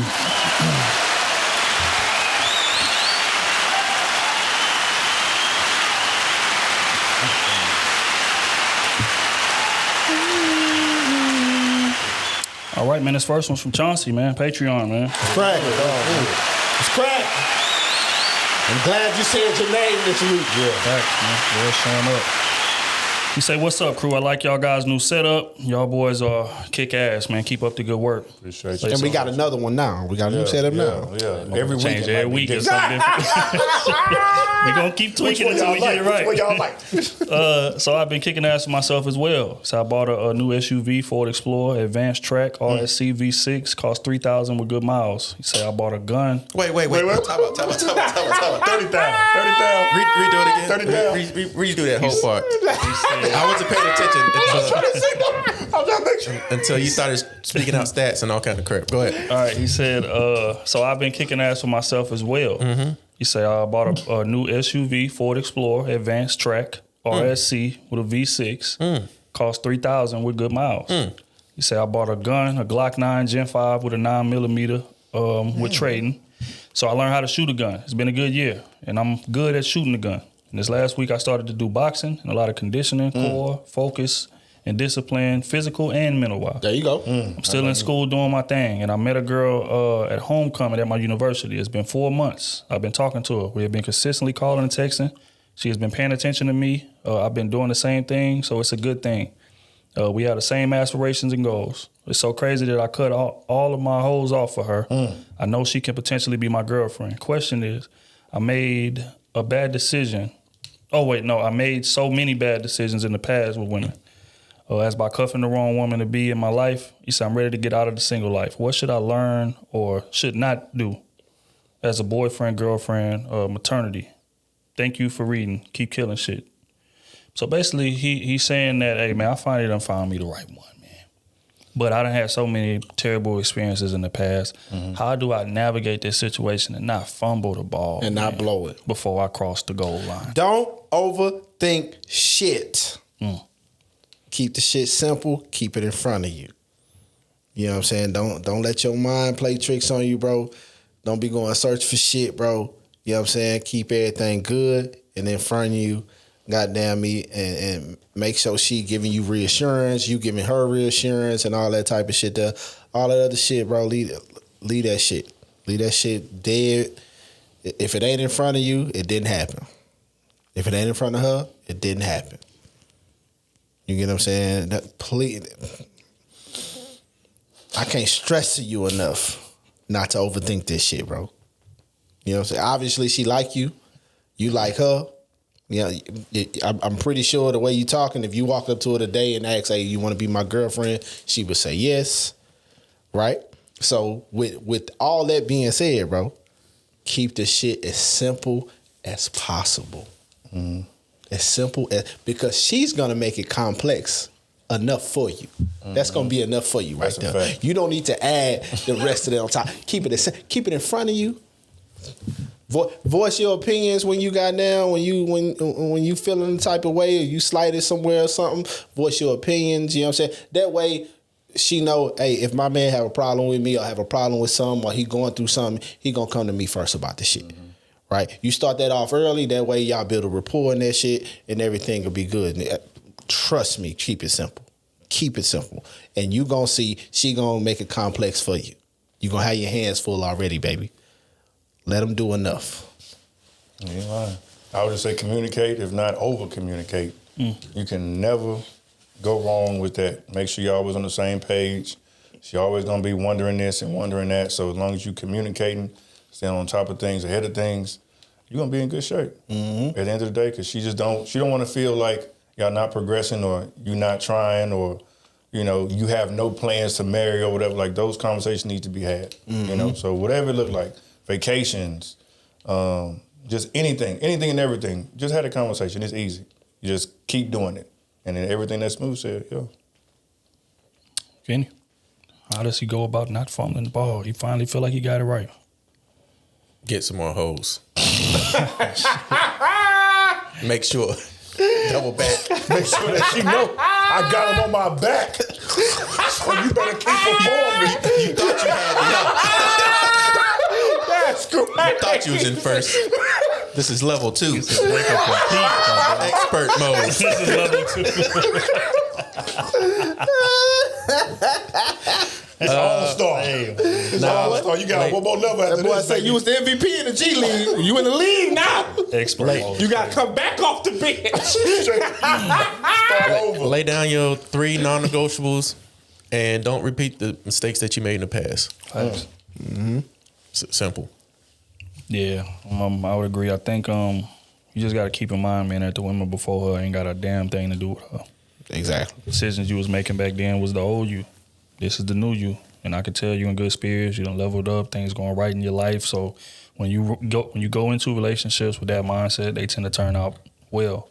But the fastest way to mess that up is looking at her and thinking about decisions you made in the past or women you may have dealt with in the past and like holding her accountable for those. Don't do that. Y'all got a fresh slate. Let's ride it out, see where this goes. You make your intentions known. Ask her what her intentions are so she can make them known. Can this thing work? If it can, let's ride. We're going to leave everything before us in the past. If it can't, then, we got to ask ourselves, is it fixable? If it's fixable, let's lock in, do what we got to do so we can keep pushing forward. If it ain't, you go your way, I go mine. No harm, no foul. I wish you the best. And we keep it pushing. But, it sounds like y'all are compatible. So, man, just stay in the moment, bro. Stay in the moment. Coach used to always say that, man, when you playing in the game, he say, man, do your job. Don't be looking around at the linebacker who's supposed to blitz and you say, well, he ain't blitzing, let me go blitz, because that right there throwing the D off. Now it's a hole in the D, they didn't score the touchdown. That's a fact. Do your damn job. Don't be looking at her. Don't be looking at her friends. Or don't be looking around, see how other relationships is running. No, stay in the moment, do your damn job, and let's ride to success. Man. That's my advice on that. That's easy. Yep. We're going to keep it pushing, man. Next one is from OG, Patreon. Passport. Shout out to Passport OG too, man. Facts, man. He held his own on the live, man. I gotta give him his credit. Fuck all that. That boy was dancing like Chris Brown at the BET Awards. I ain't never seen nothing like it, but that's my dog, though. He said, hey, fellas, I appreciate you guys taking the time out to answer my email. My question is simple. Where do you draw the line at when it comes to infidelity? For context, I was in the military for 5 years, mostly in Fort Worth, Texas, where I had 2 kids with 1 woman. And then met another who I brought out to Los Angeles area after separating from the service. I actually wrote out an overly detailed story of the events that transpired that led to our breakup, but for the sake of time, because I've come to a place where I take accountability for leaving space for it to happen, I'll say I fell off and essentially allowed all this to happen. I found out that my girlfriend hung out with a guy who we'll refer to as Ray Ray. She met during a 2-month job training cycle for an at-home job she once had. She told me she only hung out with him twice, then blocked him and never spoke to him again. She said that one of the times she told me she was going out with coworkers, emphasis on the plural, coworkers, that she was really going out with just him. She even tried to give me pushback and say that technically she did tell me the truth since he was a coworker.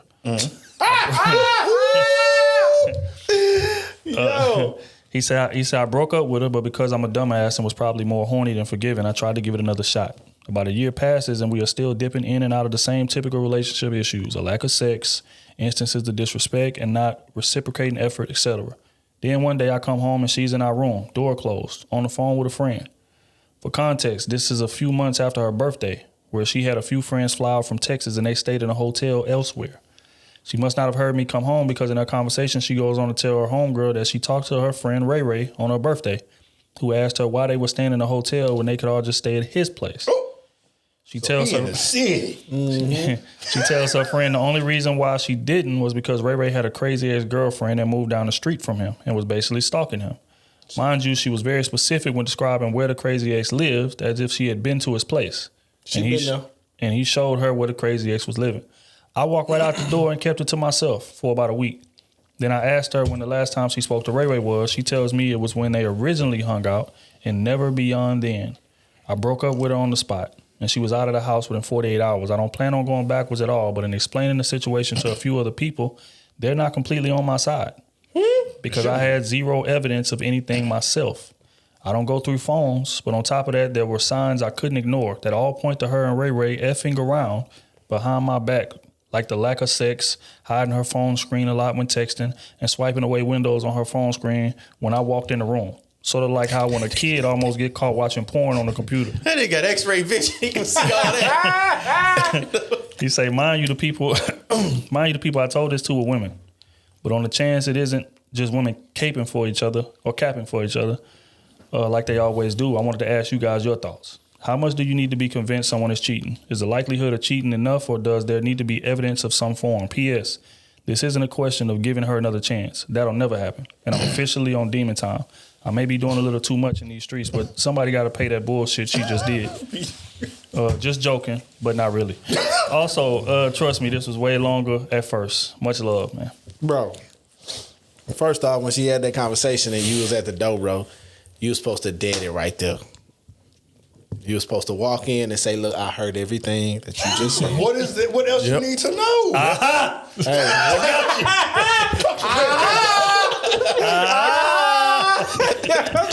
Gotcha, bitch. Hey, that's what you were supposed to do. Hand the phone over. Hey, come on. He could have recorded it. He could have. Hey. Walk right in, right then and just that walk moment. right there. You know No, what I'm stay saying? on the phone. We're going to have this conversation together. Right. Put it on speaker. You heard what you heard. You were supposed to get out, not go dwell on it, because you got to realize in that week, bro, she done probably deleted kissed everything. you know what I'm saying? Went back and all that shit. Now she acting dumb. Kissed them all in the mouth. You know what I'm saying? All that. Didn't bro live in the city? That was real disrespectful for her. Oh, he the reason why I ain't stay over there because he got an crazy ex that lived down the street. So she was gonna lie to you and say, I'm going out of town, but go down the street. That's crazy. That's crazy. No, the girls flew in town. Yeah, the girls flew in town to see her, but they went to go stay at a hotel. He called her saying the only reason they stayed at the hotel was because of the crazy ass girl. If it wouldn't have been for them, they would have been staying with that Ray Ray crib. Yeah. So she in a crazy situation all the way around. Yeah. That's crazy. She willing to deal with Ray Ray while he got a crazy ex? Yes. Bro. Yes. I would have busted. That's what I'm saying. The bar is in hell. Like, bitch, at least if you gonna cheat, at least that nigga be with nobody. Just walk through that door. Hey. How you cheat with somebody that's a part of something? That's what I'm saying. Bro. Hey, because you don't have to give effort. That's what they ain't got to do is as much because he got somebody that's taking a little bit of time. That ain't it, though. We done heard him say it. I've heard a woman tell me flat out of her mouth, I would rather 60% of you. That's what I'm saying, yeah. Than 100% of him. Yeah, that's what I'm saying. Those were her. That's what she told me, bro. Yeah. And I'm like, wow, that's insane. Nah, you ain't tripping. Hey, but the only thing you did wrong. You heard that too, then? I'd have walked in, said, hey. That's it. Either we gonna talk about this right now. That door might have came down. I'm trying to figure out. Oh, no, we was done right there. Oh, no, but you gotta give it a chance so you can hear everything. Yeah, so you can hear everything. You gotta hear everything. Oh, yeah, for sure. I had the phone on speaker. Hey, I heard about it. I heard you was going to stay with him. Why? What's this? Ray. Cool. You gotta go. Gotta go. We ain't gonna work. If it's a lie, get your shit. We gave each other Even a if it was the truth. Get your shit. Get your shit. Yeah. Because that's just the setup question. Right. I just want to see how real you are. Either way, we done. I just want to see if you gonna keep it 100 with At me. that point, the moment I heard that conversation, when I walked in that room, so you gonna talk or what? I heard everything you said. You gonna give me the real or what? Because Al is stuck on his mind. He don't even know. You know what I'm saying? I gotta know something. And Either then- at least lie to me. Hey. And then as soon as that conversation ended, the last thing would have went said was, hey, I'm done with you. We'll never be nothing. And now, next time she would have heard of me, I'd have been fucking her friends. Yeah, or fucking her cousin that liked me or something. I'd have got payback, bitch. 48 hours. I asked you, because you know what's the problem? He asked about the dude. He said it took her 48 hours to get out the crib. He said he held on to that info. He held on to it for a week. That's crazy. And then gave her 48 hours to after leave. that. Yeah. No, man. That's Too lenient. Too lenient. She should have been out that day. The moment she had that conversation, y'all should have had a conversation right there too, so you can get the truth. Because she would have told you. Shit up she would have told you if you would have gave her an inkling like, hey, we can fix this shit after you tell me the truth. Right? But that's the setup. That's how you get them, fellas. Come on, you gotta have a setup.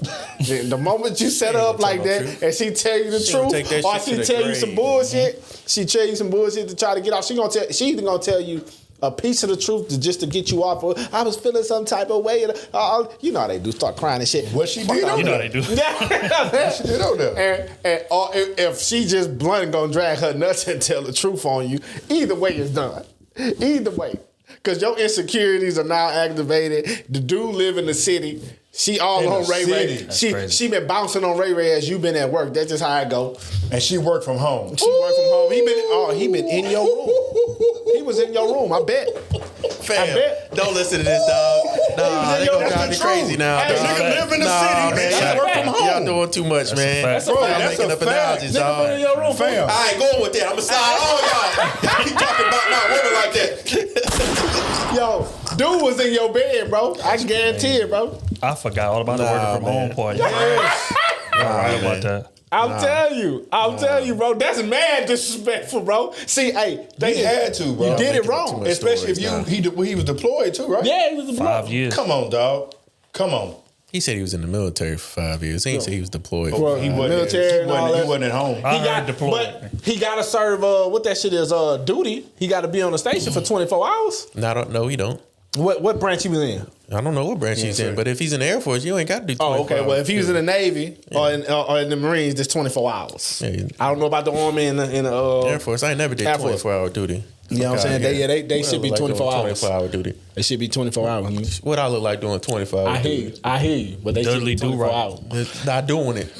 But if that's the case, soon as he go in for the 24, he kiss on Ray pulling up. And over there, like he live there, she making pancakes for him and everything. Like he the man of the house. She wasn't doing all that, man. Wow. Relax. All right, Relax. but wait. We got to reel it in because he asked a specific question. Where do you draw the line when it comes to infidelity? What's worth walking away from? Where is the line? Because he said he didn't catch him in the act physically. He just seen some things, her hiding phones, deleting messages, stuff like that. Where do you draw the line? We're like, you know what, man, this shit over with. The second incident, right when you walked through the door and heard that conversation, that's when you concrete. If y'all talked about it, y'all had your conversation, say, hey, we ain't doing this no more. You stop all communication with this dude. Cool, ended it. Mm-hmm. But it came back up on the sneak in with the door closed, and she ain't in. You walked through, and you heard this out of her mouth. Yeah, you got to did it. And I would have walked in the door right then and there and say, hey, when's the last time you talked to Ray Ray? That's real shit. Where I draw the line at, any concrete evidence, I'm done. I ain't with the speculation shit because anybody could say anything to try to any concrete evidence. Did this count as concrete evidence? Huh? Did this count as concrete evidence? Hell yeah, the phone call. Yeah, the phone conversation. Yes. Yeah. The moment I just heard that, it'd have been dead right there. Yeah, so it'd been dead. But shit, not only my head would have started turning, especially when Shorty told you she only talked to him twice or whatever. all that time. But hold on. Now that I'm thinking about it, let's rewind back before that, because he caught her going out. Right. Supposed to be to lunch with coworkers, right. But it was just with him. Just him. She admitted. She admitted to that. Yeah, she said that. Mm-hmm. Yeah. So that's when they had the that would have been right there. Would have been dead for me. Yeah. Right there, out of that. We wouldn't even got to that phone call because we'd have been done right there. But he said, didn't he say part of it? He understand that he was a reason for why. Yeah, he said they had a, you know what I'm saying, you go through those things where y'all. That's why I say it wasn't no physical action and you don't have no. And now if they was fucking, if you seen them fuck one time, yeah, come on, you got in that. But if you just went to lunch, I can let that ride. Nah, because you got to realize. Look. You know why I couldn't let that ride? Look how the situation played out now, right? He caught her on talking on the phone about the dude, she being over there and all that. So that would have registered in my mind. First off, you lied to me saying that you blocked them and all that type of shit there. Plus, you work from home. I leave to go to work, and he live in the same city as us. That's all I'm saying. I know you fucking him somewhere. That was the second incident. I'm talking about the first incident. I wouldn't have did it. See, but that's why I wouldn't have let it go to the first incident, because now you let it get to the second incident, and now she told you from the first incident she blocked the dude, and it was just a coworker thing. You get what I'm saying? So now it's supposed to be dead. Now a few months later, it come back. A few months later, it come back up that you not only are you going to see this man, but you got your friends knowing who this guy is. So you're one offense and you're done. I'm done. Just concrete. Concrete offense. So that incident where she said, "Hey," I said I went to lunch with coworkers. It was with this guy, and we had lunch twice. What was the? Yes, you would end it right there. You like him? Yes, that's concrete. If I know I was in the wrong in some sense during this relationship, like I wasn't doing my manly job or what I was supposed to do, and I got to take some fault with that. I hear you. But if I stepped out, but look, if I stepped out and went did the same thing, say she lacking on some shit, and I stepped out and go have dinner with a woman, you think she gonna buy? You think lunch? You think she gonna buy that? Hell yeah. No. She gonna be like, yeah. She gonna be like, yeah. She's still gonna stay with you. Man, I guarantee you, she gonna stay with you. She definitely gonna stay, but it's gonna be consequences. Yeah, it's gonna be consequences. Yeah, but she gonna stay, just like you stay. What's the reason you're going to have dinner with this woman? Exactly. Not dinner, lunch. What's the intentions? What's the intentions? Lunch. What's the intentions? To have a conversation. Lunch is just as intimate as a dinner. That's what I'm saying. Yeah. Matter of fact, more intimate because it's broad daylight. And you in a relationship. You ain't even trying to hide that. Nigga, the sun is out. Niggas walking by here. Other co-workers from other jobs sitting in the restaurant looking at your goofy ass in here with the. Yes, bro. Hell no. Dinner is more intimate. You talking about at the end of your day, you want to be with me at the end of your day at night with a glass of wine. I want to be with you in the middle of the day. How about that? With the intent of being able to go back home with me at the end of the night. I don't know. I think it's like equally, but I could get what you're saying because of the alcohol. Right. You can't drink at lunch when you on the clock. Instead of a hamburger, you want to eat steak with me and lobster. That's if you at work. Shit, who says it's a hamburger? They might be steak with lunch. But you got to realize she work from home, so she can honestly say, "Hey, I'm a little sick. I'm under the weather." You know what I'm saying? But I'm gonna still take emails. That's true. Technically, you're not working. Technically. Yeah, that's Lord, that's tough. Yeah, first I would have let it ride first offense. I ain't gonna let it. No, I ain't doing that. Second one, concrete. Get somebody else to do it. Yeah, I'm saying concrete evidence. I'm gone.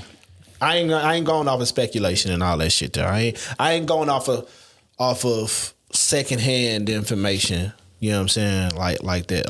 Unless it's my guys right here, these three fellas. But other than that, man, I ain't going off of that. All speculation, I'm dead in that. But concrete information, I'm gone. Gone. Immediately. And you went twice. So you like this nigga because you win again. You know what I'm saying? No, you got to realize he only found out. With him too? Right. He only found out twice. Thank you. But she was so comfortable talking. You got to realize the friends were supposed to fly in to his place.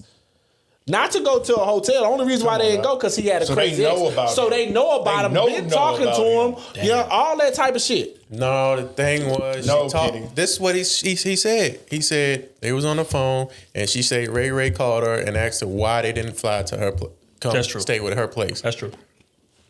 No, that's what it was. It wasn't the plan wasn't to go to his place first. He just asked why y'all didn't want to stay at my place when y'all could have stayed. Yeah, he said, "What's the point y'all getting a hotel? Y'all just come here." But her response was, see, that point is key. It's true. Her response was, the only reason why we didn't stay, because he had a crazy ex that moved down the street from him. And crazy ex. You know how that go. You get what I'm saying? So if that just remove the crazy ex from it, she'd have been over there. I see what you're saying. Yeah. So if the crazy ex wouldn't have been there, that would have been the intention. That would have been the intention. Absolutely. I see what you're saying. Might have been the intention. No.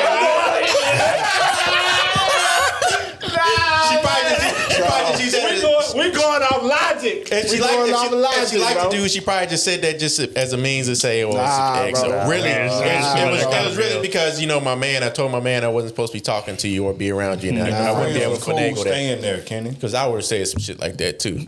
Yeah, my homeboys. You know what I'm saying?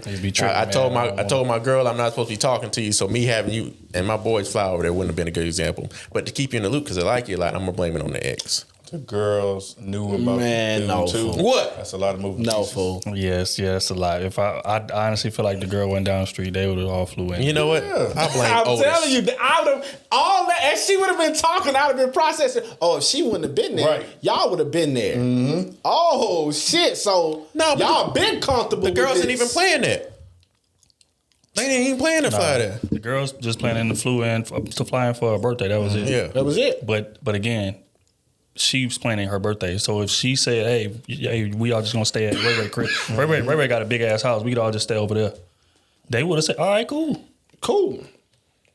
And that's how do we know? That's man, we going through the conversation. He told us. Riding with the girl.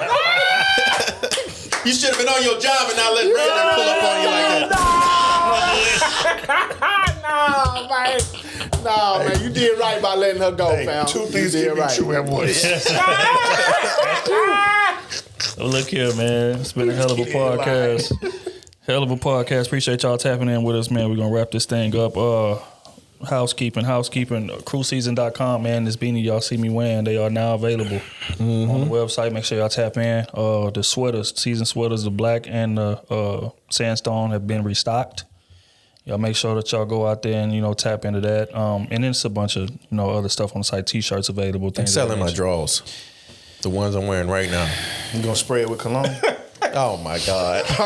Oh, so you can do it, but I can't. But I can't do it.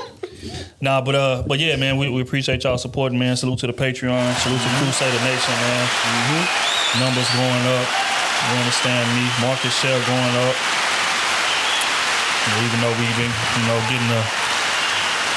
running into a little bit of hate lately from the Passport brothers. But it's all good, man. Salute to them. We ain't starting a pod with no sad shit no more. God damn it. Yeah, man. But again, my energy was like, I know, man. That's why I hate when stuff happens like that. I'm telling you, we ain't doing it again. Listen. This ain't no mold. I'm trying to mold you. I'm trying to raise you to be the man But I knew you always could come. Hell no. But you ain't falling in line right now. You stand in the way of you. I'm young and rebellious. But yeah, man, I think that's all I got. Y'all boys got anything before we get up out of here? Nah, appreciate y'all like always, man. Keep sharing the pod. Tell your friends, family, buy some merch, support. Support by Patreon, $2. You know what I'm saying? Whatever you gotta do, just appreciate y'all and keep spreading the word about the movement, man. Y'all know. Also, man, for everybody that's asking us the questions, man, I would say the last part, I'm gonna say it again. If y'all want y'all questions answered on the pod, y'all have to be subscribed to the Patreon. It's patreon.com/Krewseason. Any tier can get your questions answered. But y'all just sending them in our DMs on TikTok and Instagram and Twitter and all that stuff. We're not gonna be able to answer them on the pod. It's just too many of them. Send me $75 to $100. You might get a question answered. Hey, $100 a pop. And if you want personal counseling, I'm charging $200 an hour. There we have it. Also, we're gonna be on live here pretty soon, sometime next week, and we're gonna have a Q&A session, man, for everybody that want to ask questions. That's gonna be the time. If y'all don't want to ask them on ask them on the Patreon. Y'all got detailed questions, things of that nature. Y'all can come up there and ask us, or y'all can just phone in, turn your camera off, and we can, answer the question. Cameras on. I want to see what you look like. Shit. I need the camera. Yep, camera on, bro. I need to see what we you ain't look doing like. no. If we gonna show our faces with this shit, bro, we ain't doing no anonymous shit when we do live Q&As. Yo, if your ass don't have that camera on, your ass will go down in the section. I might block you if you do that too. Don't let me be on there. Might block your ass. Well, look here, man. I tried to ride for y'all. But there it is, man. Cameras, y'all got a camera up. Come up there, chop it up with us, man. Ask us what y'all want to ask us, and we can answer the questions in detail. Give y'all some insight. And not only y'all, but the people who listening and watching, they can take something from it too. So I think that's gonna be dope. We're gonna try to set that up for this coming week on top of the normal Wednesday live stream. Because the normal Wednesday live stream could be kind of chaotic. But we kind of want to get back to kind of how we was doing it before. We was just all just sitting up there, just chilling and, just engaging with y'all, chopping it up with y'all. We got a lot of new listeners and we appreciate every single one of y'all. But yeah, so, just keep on rocking with us, man. Until next time, we're going to catch y'all. We're going to get up out of here with a record party. As Kenny was singing party, I forgot we ain't played this on the record, on the pod yet. It's called Her Old Friends. We gone, man. Appreciate y'all.